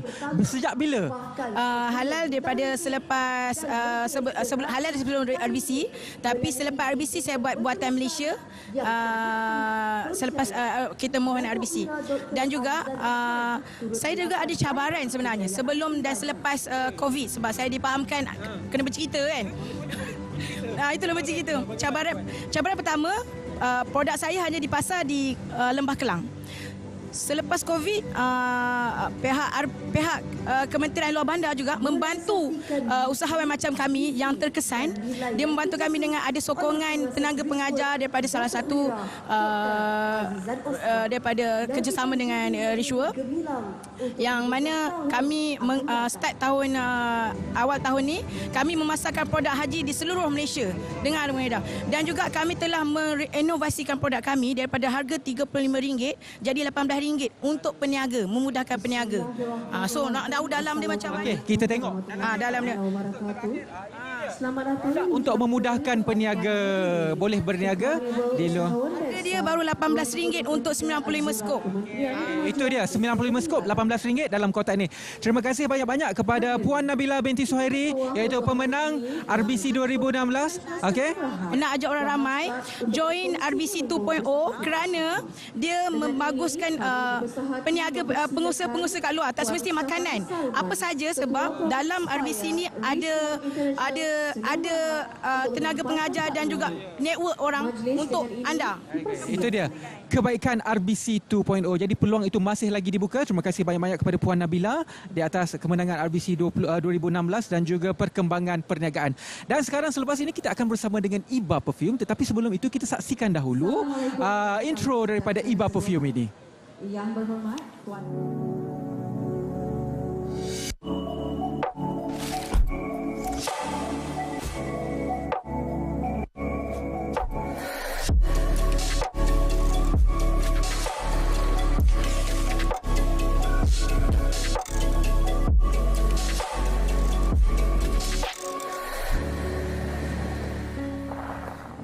Kita baru wangi je dekat set kita ni kan. So semestinya bersama dengan IBA Perfume. Bersama dengan saya kenalkan, siapa tak kenal, iaitu Ahmad Iqbal Zulkifli. Assalamualaikum. Waalaikumsalam warahmatullahi. Ya Allah, wanginya. Ya, selain wangi kita ada juga benda ni semua ni. Bagi pembeli yang terawal lah kita berikan. Untuk pembeli terawal. Jadi jangan lupa untuk simpan nombor telefon dulu IBA Perfume 019 9500. Kalau di skrin TV tu boleh tengok dan terus ambil gambar saja. Itu dia dah tertera dah di kaca TV anda. Okey, jadi Iqbal, kita faham Iqbal ni dah banyak negara ni pergi ni untuk semata-mata menghasilkan perfume terbaik. Yang ini perfume yang terbaru yang kan. Terbaru. Saya pun orang pertama yang bau ni. Alhamdulillah. Macam mana? Komen? Dia memang wangi lah. Bau dia memang semerbak sampai sini bau. Yang paling penting bau dia ada kelas. Itu yang saya tekankan. Sebenarnya bauan yang kali ini saya tekankan bauan yang lebih mewah. Dan yang penting bauan dia sebenarnya lebih mahal harganya, tapi saya jual dengan harga sempena pelancaran kali ini saya buat dengan harga yang sama. Jadi tuan-puan kena cepat-cepat ambil sebab kita pun memang mengeluarkan wangian yang limited edition dan juga tak ada jual di mana-mana. Dan penting tuan-puan, hanya 40 orang terawal saja akan dapat hadiah beg tangan ini. Pelbagai hadiah dapat kan. Jadi 40 orang terawal pembeli akan menerima hadiah beg tangan daripada IBA. Jadi kena cepat-cepat WhatsApp saja. Simpan dulu nombor telefon di kaca skrin anda tu untuk WhatsApp saja. Kalau hubungi tak sempat nak jawab kan. Betul. Jadi boleh terus WhatsApp nombor yang tertera di kaca TV anda. Harga promosi ni cukup murah lah sebenarnya kan. Saya dapat handbag. Saya kira sebenarnya Iqbal ni antara usahawan yang murah hati lah. Banyak betul hadiah bagi kan. Dalam kita bercerita kan sebenarnya Sophie, saya sebenarnya bagaimana saya menerbitkan minyak wangi sebenarnya pergi ke luar negara, lebih daripada 30 negara yang saya pergi, dan baru saja pulang dari Korea dan Jepun pada bulan lepas, Korea pada beberapa minggu yang lepas juga untuk mempelajari bagaimana buatan minyak wangi yang bauan yang mewah yang tidak sama dengan orang lain boleh pakai untuk lelaki dan juga wanita. Dan paling penting adalah dia tidak memeningkan kepala, tidak hapak bila dipakai lama pun kan. Dan saya sangat teringin untuk orang Malaysia merasai bagaimana bauan yang premium, bauan yang tak sama dengan orang lain. Jadi sebab itu saya tak ada ejen, tak ada stokis, hanya boleh dapatkan di sini saja. Jadi dengan harga hanya RM170, tuan-puan akan dapat 2 botol minyak wangi yang boleh dipakai untuk lelaki dan juga wanita selama 4 ke 5 bulan. Dan ini adalah antara yang terawal kita jual untuk minyak wangi kali ini, lebih besar dan lebih cantik. Jadi sekarang ini bila muncul saja poster, terus ambil gambar dan terus WhatsApp untuk menjadi 40 penerima hadiah beg tangan yang terawal. Dan beg tangan ini cukup mewah dan ada pelbagai design. Dan kalau nak kena cepat-cepat stok sedia adalah yang ini. Jadi tuan-puan kalau tengok ini lebih besar dan lebih mewah lah daripada sebelum ini. Dan botolnya pun lebih cantik kalau ikutkan. Kalau boleh close up sikit, okey. Botol yang lebih cantik dengan penutup yang lebih baru. Kotak yang lebih besar, boleh simpan kotaknya sekali. Yang penting boleh pakai untuk lelaki dan juga wanita 4 ke 5 bulan lamanya. Dan hanya 40 orang terawal saja akan dapat beg tangan. Itu kena cepat-cepat ambil nombor telefon. Sekarang WhatsApp pun dah bertubi-tubi dah masuk dah. Alhamdulillah. Itu dia. Jadi ramai nak mendapatkan beg tangan secara percuma ni. Betul. Jadi siapa yang bertuah dapat bukit duit ni? Okey. Sebenarnya saya dah pilih antara pemenang. Macam ni. Untuk pembeli yang terawal juga, pembeli pertama sekarang ini yang buat pembayaran, yang WhatsApp sekarang ini, saya akan pilih untuk pembeli yang terawal akan menerima RM1,000 tunai. Dan juga pembeli kedua kita pilih yang RM500. Yang pembeli ketiga akan dapat RM300 dan kita akan pilih lagi 30 orang secara random. 30 orang yang bertuah akan menerima RM50. Beg tetap dapat, yang ini pun dapat. Jadi kena jadi pembeli yang terawal sekarang, terus buat bayaran RM170 termasuk penghantaran ke Sabah Sarawak. Dan ini beg yang pelbagai design kita berikan hanya 40 orang saja. Itu kena cepat-cepat. Dan bila muncul saja poster, sekarang ini pun WhatsApp dah ada kat depan, terus ambil gambar dan WhatsApp buat bayaran terus. Bagi tahu saja nak order IBA perfume. Jadi yang ini RM1,000 ini kita berikan kepada pembeli terawal. Dan WhatsApp di tangan saya tak sangka walaupun pemanasan kita di sini ramai WhatsApp juga sekarang bertubi-tubi. Yang di skrin TV itu adalah sebenarnya penghantaran untuk dalam 1 jam permintaan dan 4 ke 5 kali ganda lebih tinggi daripada ini. Sekarang Alhamdulillah. Sofi tahu macam mana 8 tahun yang lalu saya bermula dengan perniagaan. Kita mula slow-slow tapi macam ni lah, Iqbal sama je maintain. Alhamdulillah. Cuma berisi bertambah. Tak apa, yang penting Sofi makin cantik. Masya Allah, Alhamdulillah. Okey, dan kita tahulah pasti ada banyak cabaran. Nak buat bisnes ni terutamanya kan perfume ni kan pasti ada banyak cabaran. Tapi sebelum tu kita nak dengar testimoni. Sambil-sambil tuan-puan WhatsApp sekarang, ambil nombor telefon di skrin TV, ambil gambar tu, kita dengar apa kata pengguna yang pakai ribuan ringgit sekarang memakai IBA saja. Jadi WhatsApp sekarang jangan lupa. Sambil-sambil tu kita tonton. Silakan. Biasa pakai perfume jenama yang mahal gila, yang ribu-ribu. Tapi lepas saya jumpa Iba perfume ni, ada tak pandang dah yang lain. And as a doctor myself, yang jumpa ramai orang in my daily life, I make sure to jaga my image, and one of it is to make sure that I smell great, so people will be more confident to be around me. And sometimes they even ask me, my own patient, dia cakap, "Doktor, you pakai perfume apa? Sedapnya, mesti mahal kan?"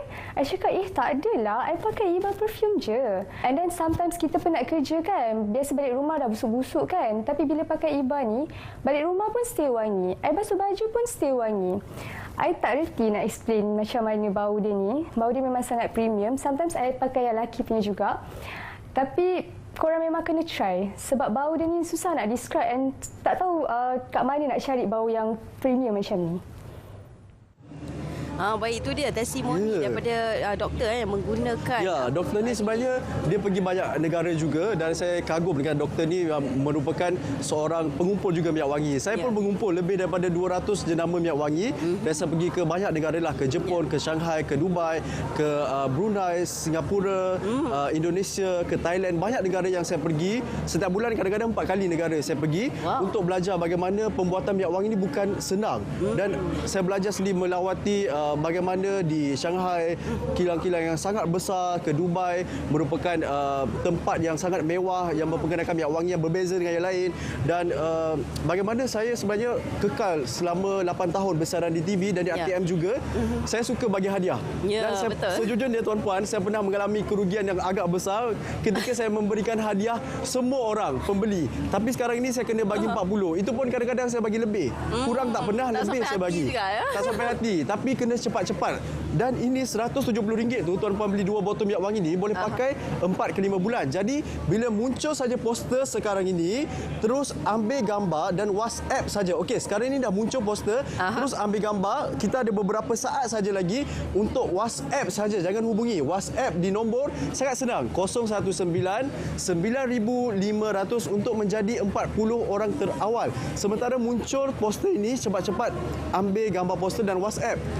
Untuk jadi 40 orang terawal ni kena cepat. Dan lagi pun dia mesra Muslim. Tidak membeningkan kepala, dan ini premium, takkan sama dengan lain. Dan ada antara koleksi minyak wangi IBA yang kita hasilkan di antara kilang yang terbesar di dunia di Holland, dan partinya kita beli dan kita buat di sini. Dan waktu itu saya ingat 20 kilang saya cari-cari nak mencari kilang yang betul-betul di Malaysia. Lalu terhasillah IBA perfume yang saya buat memang unisex, boleh pakai untuk lelaki dan juga wanita. Jadi untuk 40 orang terawal saja akan menerima hadiah beg tangan, dan jadi pembeli terawal akan menerima wang tunai juga. Yang penting kena cepat-cepat untuk jadi 40 orang terawal. WhatsApp saja sementara ada stok. Dan WhatsApp di tangan saya ni dah bertubi-tubi, Sophie. Dah tengok ni. Jadi siapa buat pembayaran dia yang akan dapat hadiah tu. Betul, dah banyak dah WhatsApp ni. Wow, penuh tu. Ya, kena cepat. Ya, jadi anda boleh terus hubungi nombor yang tertera di kaca TV anda sekarang ini untuk mendapatkan harga promosi yang ditawarkan oleh IBA Perfume sendiri, dan juga siapa yang bertuah akan dapat ni dia. Ya, RM1,000 untuk pembeli pertama, dan ada saya sediakan RM5,000 lah yang bertuah sempena pelancaran minyak wangi yang baru. Dan minta maaf juga, saya rasa macam percikan bunga api saya bercakap. Tak apa, kita kat set je yang tahu. Tadi mengelak saya kat set je yang bila tahu. kita dekat tengah pandas kan, percik-percik saya nampak dari tadi. Dia hujan renyai. Ya. Okey, baik, terima kasih saya ucapkan kepada Iqbal berkenaan dengan promosi yang ditawarkan oleh IBA Perfume sendiri. Pada seterusnya kita nak beralih ke cerita Pagi Pahang bersama dengan Syafiqah Jamaluddin yang akan berkongsi berkenaan dengan aktiviti mengait sebagai hobi bagi suri rumah. Silakan.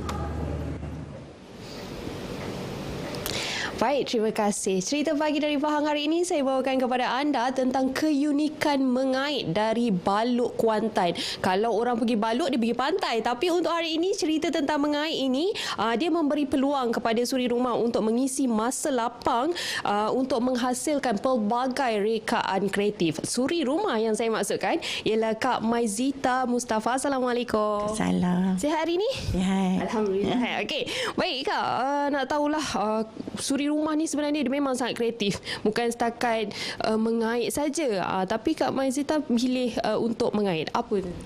Sebenarnya bila kita sebuku benang tu, kalau kita kait dia jadi macam-macam lah. Jadi cantik tu yang minat tu datang. Dari umur berapa sebenarnya minat sangat mengait ni? 11 tahun. Lepas periksa penilaian tu, cikgu khabar masa lapang ni isi je lah apa nak buat. Kalau dekat sekolah dulu-dulu lah ya. Dan kalau saya tengok juga banyak sebenarnya ni. Kalau nak buat ni, saya tengok tadi pun macam ya Allah, lamanya masa ni kan. Kalau macam tu macam mana tahap kesabarannya tu? Sebenarnya bila kita dah buat tu, kita jadi minat. Apa-apa kerja ni kalau kita minat memang kita akan berusaha nak buat. Itulah. Okey, kalau dapat dilihat penonton sendiri, ada sebenarnya banyak jenis ataupun bentuk kreatifnya craft tangan ini, hasil mengait craft tangan ini. Jadi Kak sendiri boleh terangkan apa benda, apa jenis-jenis yang ada ni? Yakni benang kasar ni. Bila kita cantum satu-satu, pilihlah. Jadi cantiklah macam ni. Ni untuk buat alas dulang pun boleh juga ni. Buat alas dulang. Ni untuk bunga ni untuk hiasan je lah. Ni beg yang saya jahit kait 30 tahun dulu ni. Maknanya kalau beg ni memang daripada belajar dulu kecil-kecil kan? Belajar 30 tahun dulu. Ini ada lagi satu yang uniknya yang Kak Mazet Mai sendiri cerita. Ini boleh letak dalam kereta? Letak dalam kereta. Itu isi minyak wangi. Minyak wangi gantung kan. Gantung kepada cermin tu kan. Nampak uniknya kan. Okey, sebenarnya semua ni boleh dijadikan keuntungan sebenarnya. Jadi antara barang-barang ni pernah dijual tak? Atau macam mana pula penerimaan mereka? Pernah. Dulu pernah lah jual kan. Sebabnya memang cantik ni. Kita buat ni memang cantik. Orang pun berminat. Sekarang ni zaman dah berubah. Dah macam-macam dah alam meja dah ada kan. Baik, terima kasih Kak. Walaupun zaman dah berubah, masih lagi menjadi permintaan yang banyak. Saya kira itu sahaja cerita dari Pahang yang saya bawakan untuk anda. Saya nak tanya juga, apa hobi anda? Kembali ke studio. Silakan.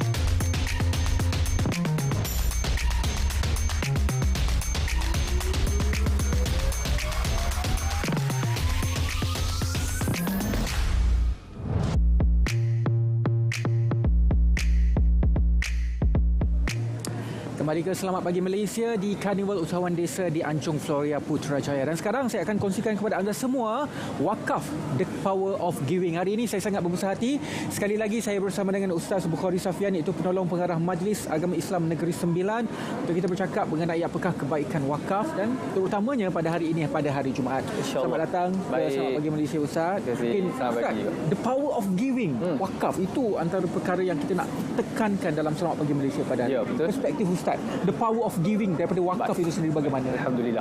Terima kasih Wan. Selamat pagi juga kepada semua penonton kita. Saya nak bawa satu anjakan sikit, nak bagi kita clear. Apa itu wakaf itu sendiri? Kenapa hebatnya wakaf ni sampai kita kira the power of giving? Sebenarnya wakaf ni dia ada adik-beradik lain, iaitu sedekah, infak, zakat. Saya nak bawa ke situ, nak bagi nampak angle. Sebabnya wakaf ini ia disebut dalam hadis Nabi, riwayat Muslim. Nabi kata apa? Apabila putusnya amalan kita, putus semua amalan melainkan 3 perkara. Bayangkan Wan, kita buat macam-macam amalan tapi berhenti bila mana kita mati.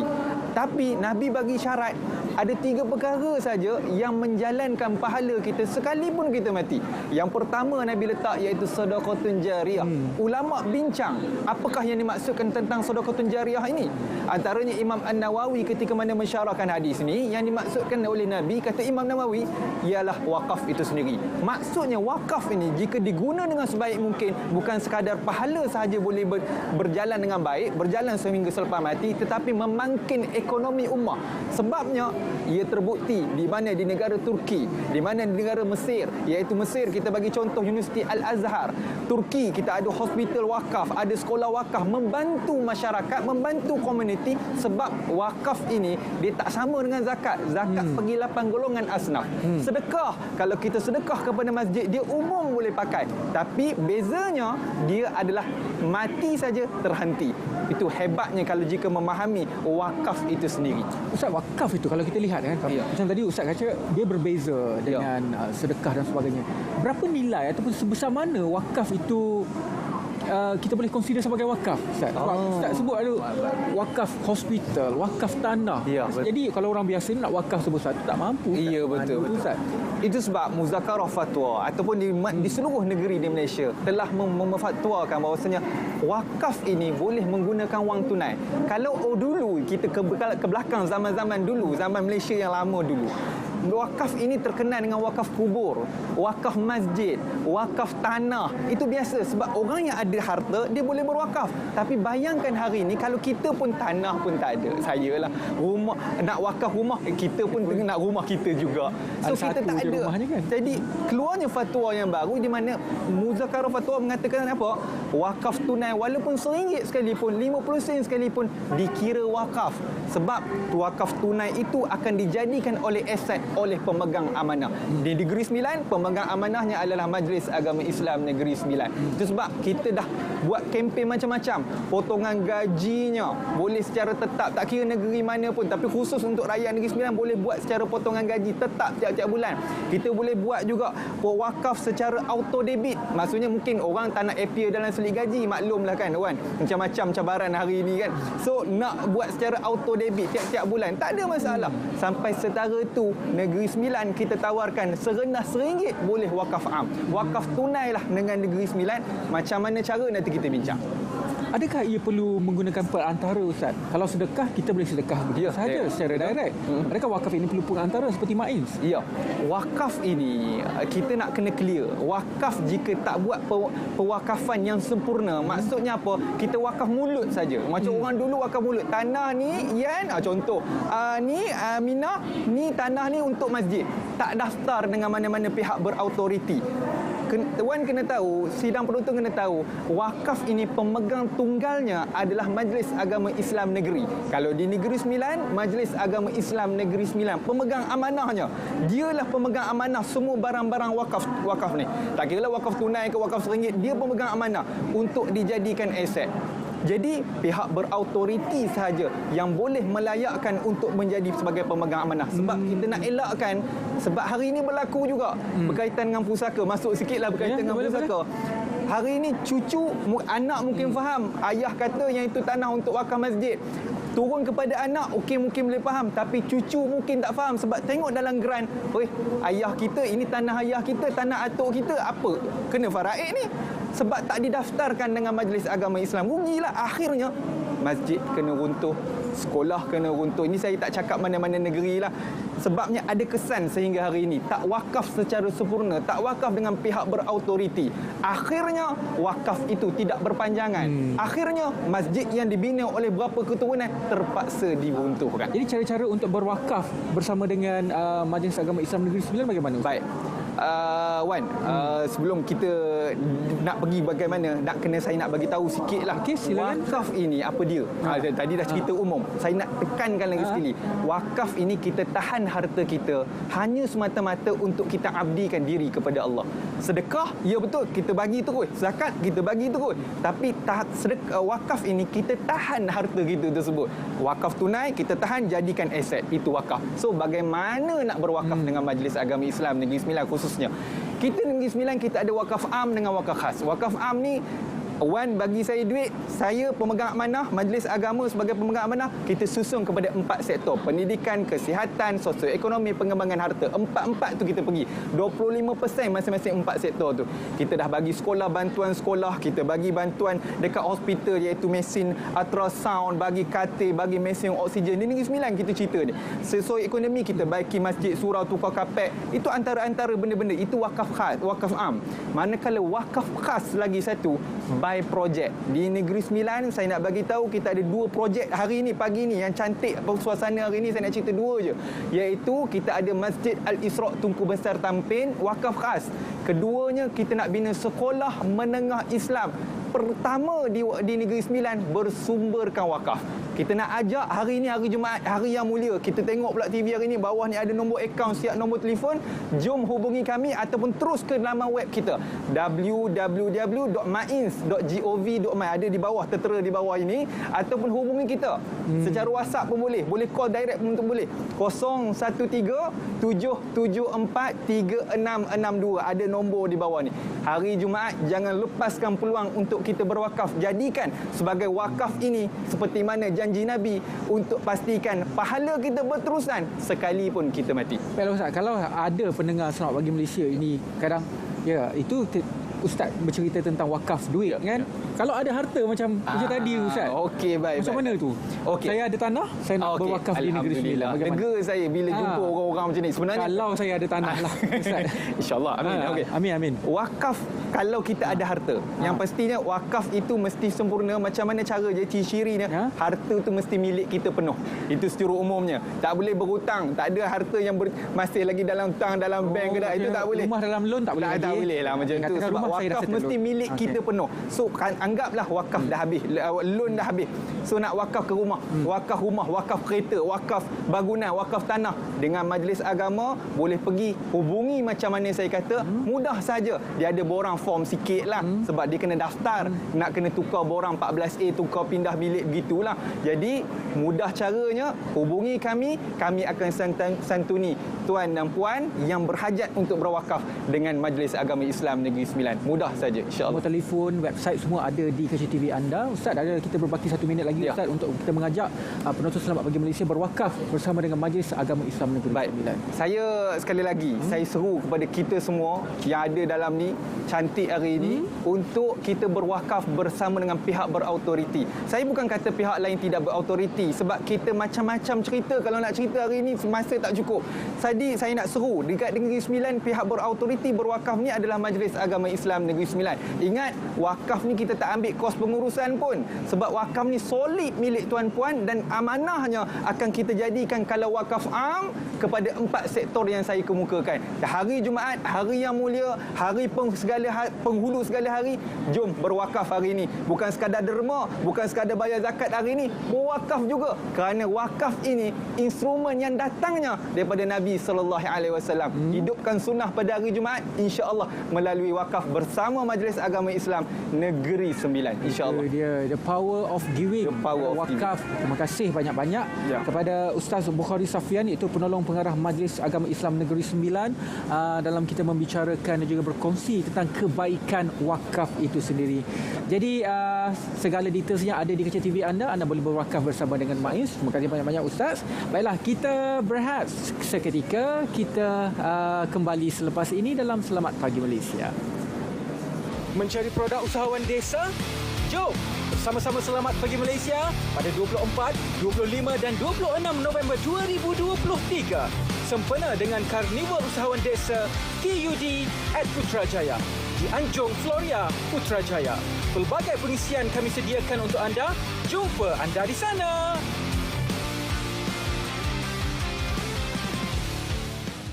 Ya, seterusnya para penonton kami bawakan kepada anda berkenaan pertahan warisan tradisional Melayu. Boleh lihat di belakang saya ya. Kalau kita lihat kan bagaimana alunan-alunan tradisional ini disampaikan kepada anda.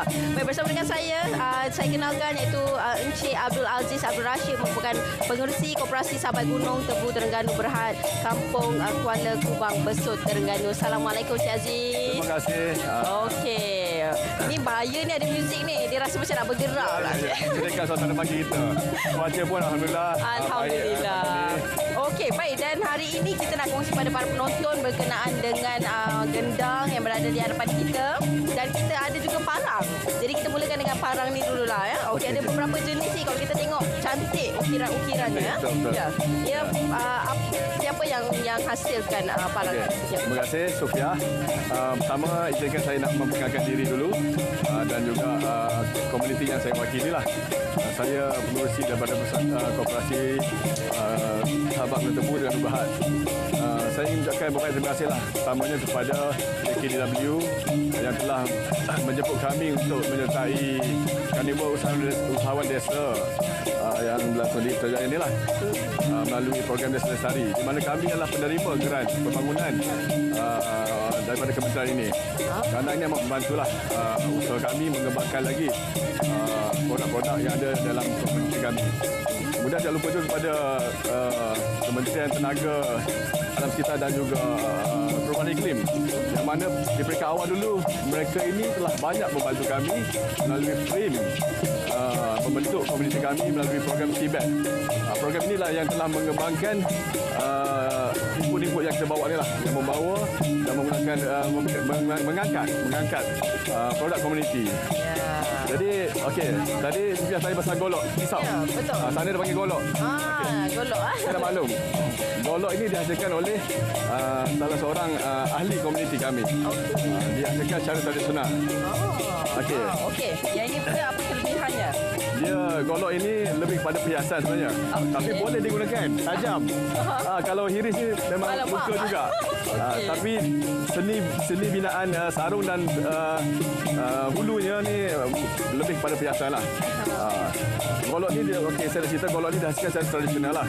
Menggunakan alat tempur tradisional, menggunakan jolok angin. Dia panggil jolok angin yang tradisional, bukan manual mesin. Tak ada langsung peralatan moden digunakan penghasilan golok ni. Sangat seni. Ya. Ini antara peralatan.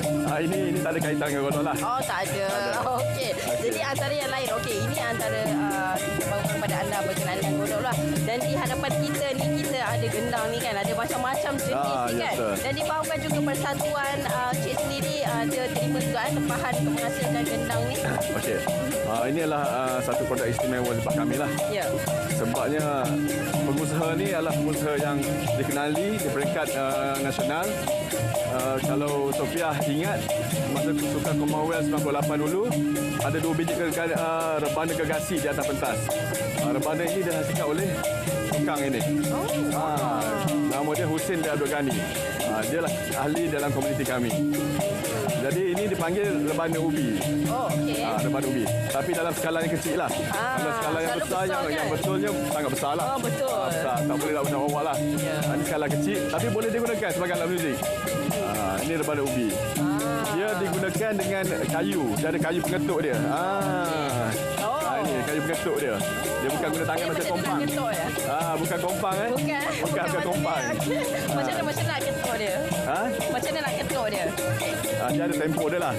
Tapi nanti kita boleh tengok sana. Dia tempo dia. Okey. Jadi kalau lihat kan dekat hadapan kita ni, apa perbezaan ini dengan yang ini dengan yang itu? Yang pertama sekali perbezaannya tentulah bunyi lah. Okey. Setiap alat ni saiz bentuk dia mengeluarkan bunyi yang berbeza lah. Situ. Okey. Macam ini, okey. Ini lebih pada perhiasan lah. Yang sebagai cendera mata, kan? Cendera mata sesuai untuk bawa balik, dibagi hadiah kepada orang. Okey, dan selain daripada itu kan, selain daripada warisan gendang dan juga parang ataupun golok ni sendiri kan, jadi di bawah juga Persatuan Encik ada melakukan pelbagai aktiviti lain jugalah. Ya, betul. Antaranya ada hiking. Betul. Jadi apa lagi antara aktiviti-aktiviti Okey, yang dijalankan? sebenarnya produk-produk tempatan yang dalam komuniti kami ni berupa produk ni seni pertukangan. Ini salah satu saja. Kami ada lagi seni budaya. Seni budaya persembahan, makanan tradisional. Ya, betul. Dan juga aktiviti hiking dalam hutan. Kita ada dua lah sumber utama perniagaan perusahaan kami ni, iaitu dalam hutan dan juga dalam masyarakat. Dalam hutan ni kita melibatkan aktiviti mendaki, hiking. Untuk makluman Sofia, di Gunung Tebu ni satu gunung yang istimewa lah. Sebabnya dia ada punca air. Jarang ada gunung yang ada punca air di atas puncak. Wow. Memang istimewa lah. Banyak kemudahan lah kalau ada punca air ni kan. Dan suasana view di atas puncak gunung ni sangat cantik. Dia satu gunung yang luas, yang mempunyai puncak yang luas panjang. Ada view di sebelah laut ada, di sebelah bukit ada. Istimewa. Jadi berapa lama tempoh nak mendaki tu? Okey, biasanya kalau saya anggap Sofia ni orang fit lah. Okey. Saya anggapkan dalam masa 5 jam insya-Allah boleh. Wah, 5 jam yang berbaloi orang cakap. Berbaloi. Okey, jadi siapa yang boleh menyertai persatuan tersebut? Boleh. Persatuan ni terbuka kepada seluruh penduduk daerah Besut. Okey. Daerah Besut. Di Besut saja. Saja. Okey. Jadi macam mana? Mungkin ada platformnya? Macam mana? Ada platformnya, media sosial. Ya, boleh hubungi dengan kita ada dalam platform Facebook ada, Instagram, TikTok kita ada akaun insya-Allah. Kita akan war-war pada orang ramai untuk menyertai. Okey. Jadi balik kepada gendang warisan tradisional ni kan. Jadi biasanya untuk menghasilkan gendang ini berapa lama tempohnya? Okey. Gantung pada saiz lah yang pertamanya. Gantung pada saiz. Contoh ini dipanggil rebana gendang, dipanggil gendang dikir. Ini proses pertama untuk menghasilkan ialah bahannya kayu lah. Kayu ni bukan disambung-sambung ya sudah. Satu one piece. Dia satu ketul kayu. Batang kayu yang bulat tu dia akan korek sebelah dalamnya. Kemudian dikeringkan. Proses tu mengambil masa 2 minggu lah biasanya. Dan bergantung pada cuaca juga. Ya. Kalau cuaca kering elok kemarau. Keringkan lagi kan? Kemudian rotan lah. Ini rotan rotan dan juga kulit.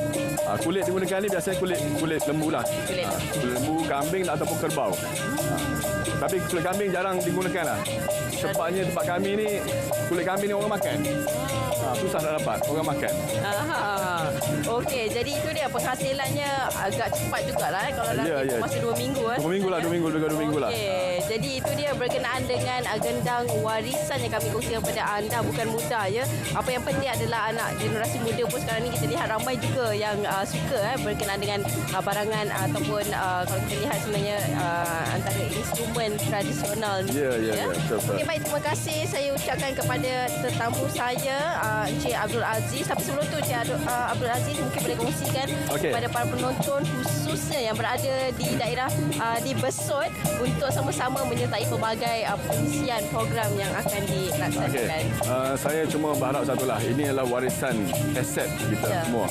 Kita perlu pelihara dengan sebaiknya. Benda ni perlu dikekalkan supaya dapat disajikan oleh generasi seterusnya lah. Ya. Dan saya minta lah peranan setiap agensi, kerajaan tempatan, NGO, syarikat besar supaya memainkan peranan untuk mengangkat martabat Seni warisan warisan kita ni. Itu sajalah. Ya, itu dia. Baik, terima kasih sekali lagi saya ucapkan kepada Encik Abdul Aziz Abdul Rashid. Jadi perlu untuk kita mainkan peranan yang penting lah untuk kita memahami sejarah dan juga mengetahui bagaimana penghasilan ini sekurang-kurangnya ia dapat membantu memperbanyakkan lagi lah ilmu dan juga kefahaman berkenaan dengan seni warisan dan juga budaya kita. Baik, itu dia. Terima kasih sekali lagi saya ucapkan kepada Encik Abdul Aziz Abdul Rashid selaku pengerusi Koperasi Sahabat Gunung Tebu Terengganu Berhad, Kampung Kuala Kubang Besut Terengganu. Baik, seterusnya kita akan bersama dengan Ridwan yang akan berkongsi berkenaan dengan percetakan 3D inovasi dalam dunia pembuatan. Silakan Ridwan. Terima kasih banyak-banyak Sofia. Betul, percetakan 3D yang merupakan salah satu inovasi dalam industri pembuatan. Apa yang dapat saya kongsikan kepada anda pada hari ini di hadapan saya adalah beberapa produk yang telah pun dihasilkan oleh printer 3 dimensi ataupun printer 3D. Ini kalau kita lihat ini yang juga dihasilkan oleh printer 3D, dan yang paling menarik saya kira pada hari ini untuk kita kongsikan kepada anda semua, ini adalah topeng kepada salah satu karakter dalam dunia animasi, yang mana topeng ini dihasilkan oleh printer 3 dimensi dan juga mengambil masa selama 17 jam untuk disiapkan. Dan juga printer 3 dimensi ini bukan sahaja boleh menghasilkan barangan seperti ini, tetapi ia menjadi salah satu printer ataupun cara untuk menghasilkan sesuatu bahan untuk diprototipekan sebelum sesuatu perkara itu ataupun sesuatu bahan itu dikomersialkan di peringkat industri. Contohnya barang-barang dalam industri seperti bahan ini, barang ini, bahan yang sentiasa berada dalam dunia pembuatan dan sebagainya. Dan juga sebagai contohnya kepala kuda ini yang merupakan permainan kanak-kanak. Jadi hari ini saya sangat berbesar hati bersama dengan Haji Farhan Akmal Azmi, iaitu pensyarah kanan Seksyen Reka Bentuk Perindustrian dan Mekanikal Jabatan Kejuruteraan Mekanikal German Malaysia Institute, bersama dengan kita untuk berkongsi mengenai percetakan 3D ini. Okey, mungkin boleh Tuan Haji ceritakan dahulu latar belakang tentang printer 3D ini dan juga bagaimana ia digunakan. InsyaAllah. Assalamualaikum. Terima kasih Ridwan. Terima kasih kerana menjemput saya untuk memperkenalkan Cik Ridwan dengan penonton tentang 3D printer ataupun percetakan 3D lah. So dia punya sejarah tu dia start daripada tahun 80-an lagi. Lepas tu dia akan berkembang. Untuk desktop ni dalam 2001-2002 tu. Cuma yang dekat Malaysia ni yang betul-betul boom tu zaman kita PKP tu. Zaman kita PKP tu. So dia banyak kita buat CSR PPE untuk frontliner tu kan. Kita banyak gunakan yang ni lah. Tu yang sekarang ni lebih pada mainstream lah benda ni. Jadi bahan-bahan ini digunakan biasanya di print 3D ini adalah untuk dibuat prototype sebelum ia dikomersialkan di peringkat industri. Contoh perkara-perkara yang dilakukan ataupun equipment yang dihasilkan melalui printer 3D ini di prototype sebelum dikomersialkan di peringkat industri. Baik. Kalau dekat sini saya ini macam ada sejenis part lah sini. Sini. So kita akan print dulu yang ini layer by layer dengan plastik. So supaya mudah untuk pekerja ataupun student untuk membayangkan strategi untuk buat pemesinan yang sebenar. So kita boleh dah boleh gunakan padanan untuk skru, bearing. So, jadi kita boleh guna sebagai rujukan lah. Itu kelebihan dia. Untuk sesuatu equipment, contohnya yang sedang kita print ini, berapa lama kita ambil masa untuk siapkan sesuatu bahan? Ia bergantung kepada apa? Bergantung. Dia sebenarnya bergantung kepada besar objek tu. Lepas tu apa yang isi dalam objek tu. Kalau kita print untuk benda-benda yang kecil ni lebih kurang dalam sejam 2. Ataupun kalau macam ni dalam 20 minit. 20 minit boleh siap. Kalau macam Cik Ridwan kata yang ni 17 jam, 18 jam. 17 jam, 18 jam untuk menghasilkan topeng inilah. Okey. Dari aspek pemilihan plastik dan juga material yang digunakan untuk menghasilkan kesemua desain ini. Buat masa sekarang kalau GMI ni untuk pembelajaran dia pakai PLA. PLA ni macam industri standard lah sekarang ni, banyak orang pakai yang tu lah. Dia punya ni macam ni lah. Dia akan bentuk filament ni, dia akan print, panaskan, dia akan print ke situ lah. So kalau macam ni untuk kegunaan industri tu, selalunya kita akan pakai ABS. So dia tahan panas. So yang ni kita straight print, malah dia boleh digunakan terus pada part mana-mana aplikasi tu boleh guna. Saya difahamkan untuk reka bentuk ataupun desain yang kompleks seperti ini, kalau kita ini boleh buka ni kan, ini juga di print satu kali, bukan berkali-kali. Betul. Bagaimana proses ini? Adakah mesin yang sama digunakan ataupun ada jenis-jenis mesin untuk menghasilkan desain seperti ini? Baik. Kalau mesin macam ni disebabkan dia punya prinsip tu additive manufacturing. So bahan tu dia ditambah.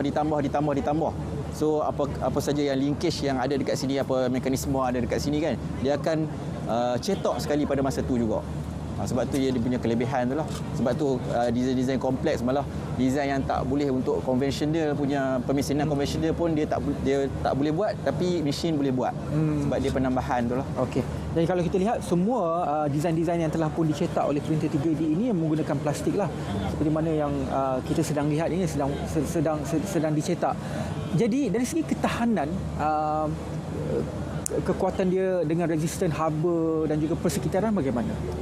Dia bergantung kepada bahan yang kita gunakan. Kalau macam PLA sekarang ni dia tidak berapa tahan panas.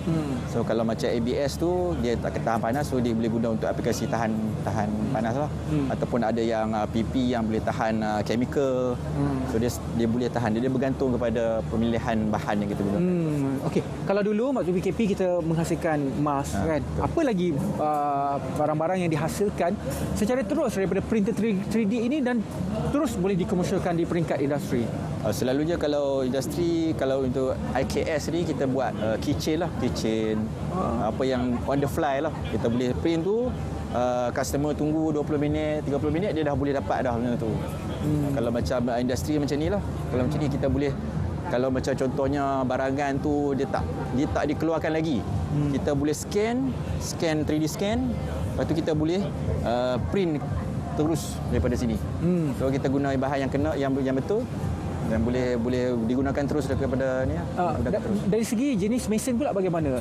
Kerana pengamatan saya pada tahun 2010 dulu saya pernah jugalah belajar dan juga bekerja mengenai mesin ini.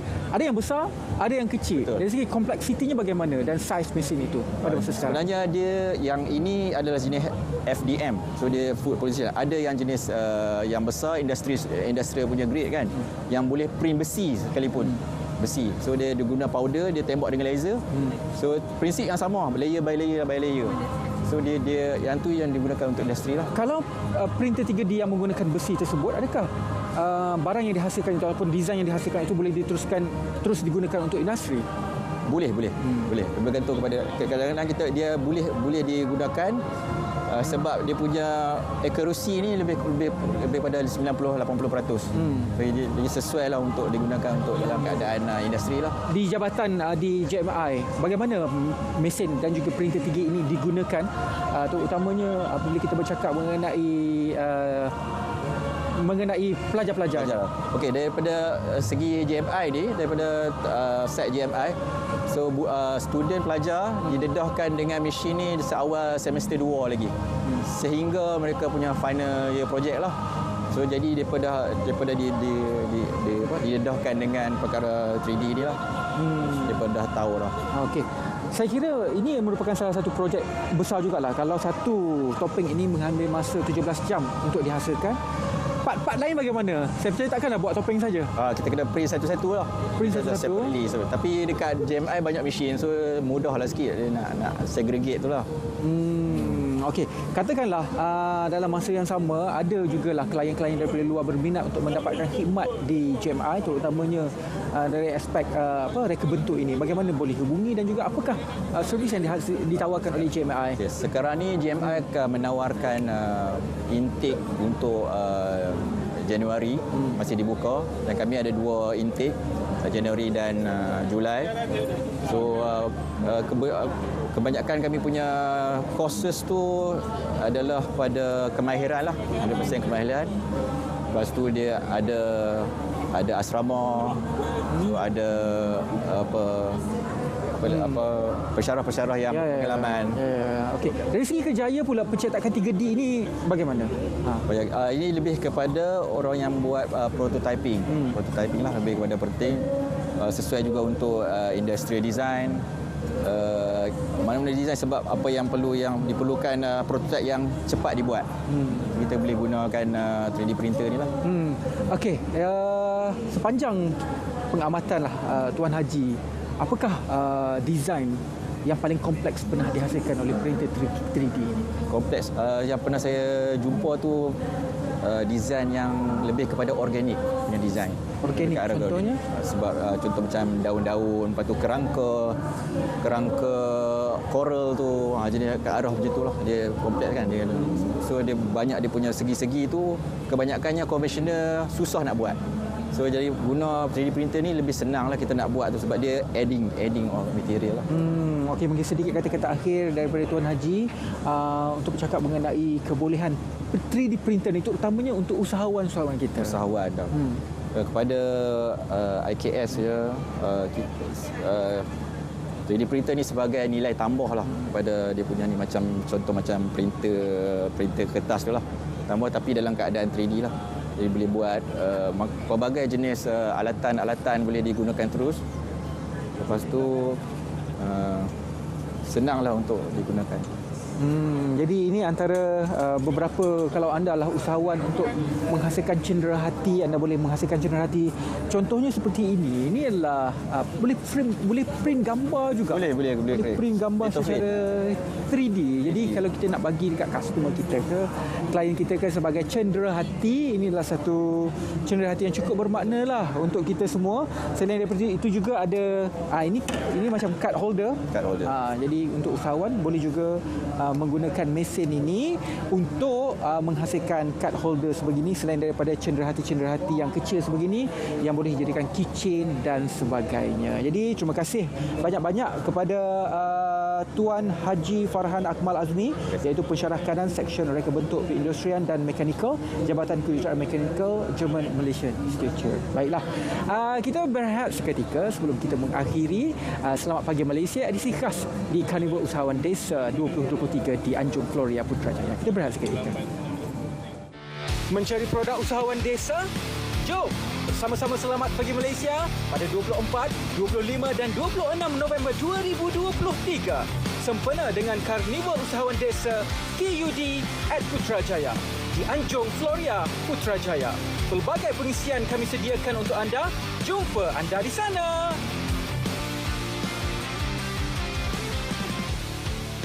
Baiklah, kita sudah pun berada di penghujung rancangan Selamat Pagi Malaysia edisi khas 3 hari. Kami berkampung di sini di Karnival Usahawan Desa di Anjung Floria Putrajaya. Hari ini, esok dan juga lusa. Ya, betul. Tadi kita dah kongsi dah resepi tadi kan. Gulai kawah ada, puteri pediang pun ada juga. Jadi anda boleh try masak dekat rumah. Kalau tak sempat masak tak apa, datang je ke sini. Ada banyak sangat makanan yang kami sajikan kepada anda semua. Datang, boleh bawa anak-anak, boleh bawa keluarga. Mana tahu menang cabutan bertuah, dapat bawa balik Myvi. Ya, dan juga ada aiskrim tadi dan juga sekarang sedang berlangsungnya pelancaran Rural Business Challenge 2.0 yang akan menyaksikan usahawan-usahawan kita ini akan membentangkan idea-idea perniagaan mereka. Anda mungkin salah seorang pemenang untuk memenangi geran seperti Puan Nabila tadi, ringgit Malaysia RM200,000 dalam mengembangkan perniagaan Puan Nabila. Mana tahu kali ini RBC 2.0 anda pula yang menang. Ya, betul. Ni peluang yang baiklah saya kira kan. Selain daripada itu juga ada 60 aktiviti yang ditawarkan kepada anda semua. Jadi daripada jam 10 pagi sehingga jam 10 malam. InsyaAllah memang lamalah di sini ya Ridwan. Sebab banyak sangat aktiviti yang anda boleh lakukan bersama dengan keluarga anda. Jadi jangan lepaskan peluang, jangan buang masa. Anda perlu terus datang ke Karnival Usahawan Desa. Dan juga pastinya kita akan menunggu kemuncaknya. Contohnya ada kehadiran artis-artis yang cukup popular. Zain Azin, Datuk Nesh, Datuk Khadijah Tan dan sebagainya. Baik, kita nak tinggalkan anda dengan pesan dari Sri Pelangi daripada Kelantan. Jadi sampai ini saja saya Raja. Saya Ridwan Mustafa. Dengan itu Assalamualaikum warahmatullahi wabarakatuh. Jumpa lagi Selamat Pagi Malaysia esok di Karnival Usahawan Desa Anjung Floria Putrajaya. Bye. Silakan.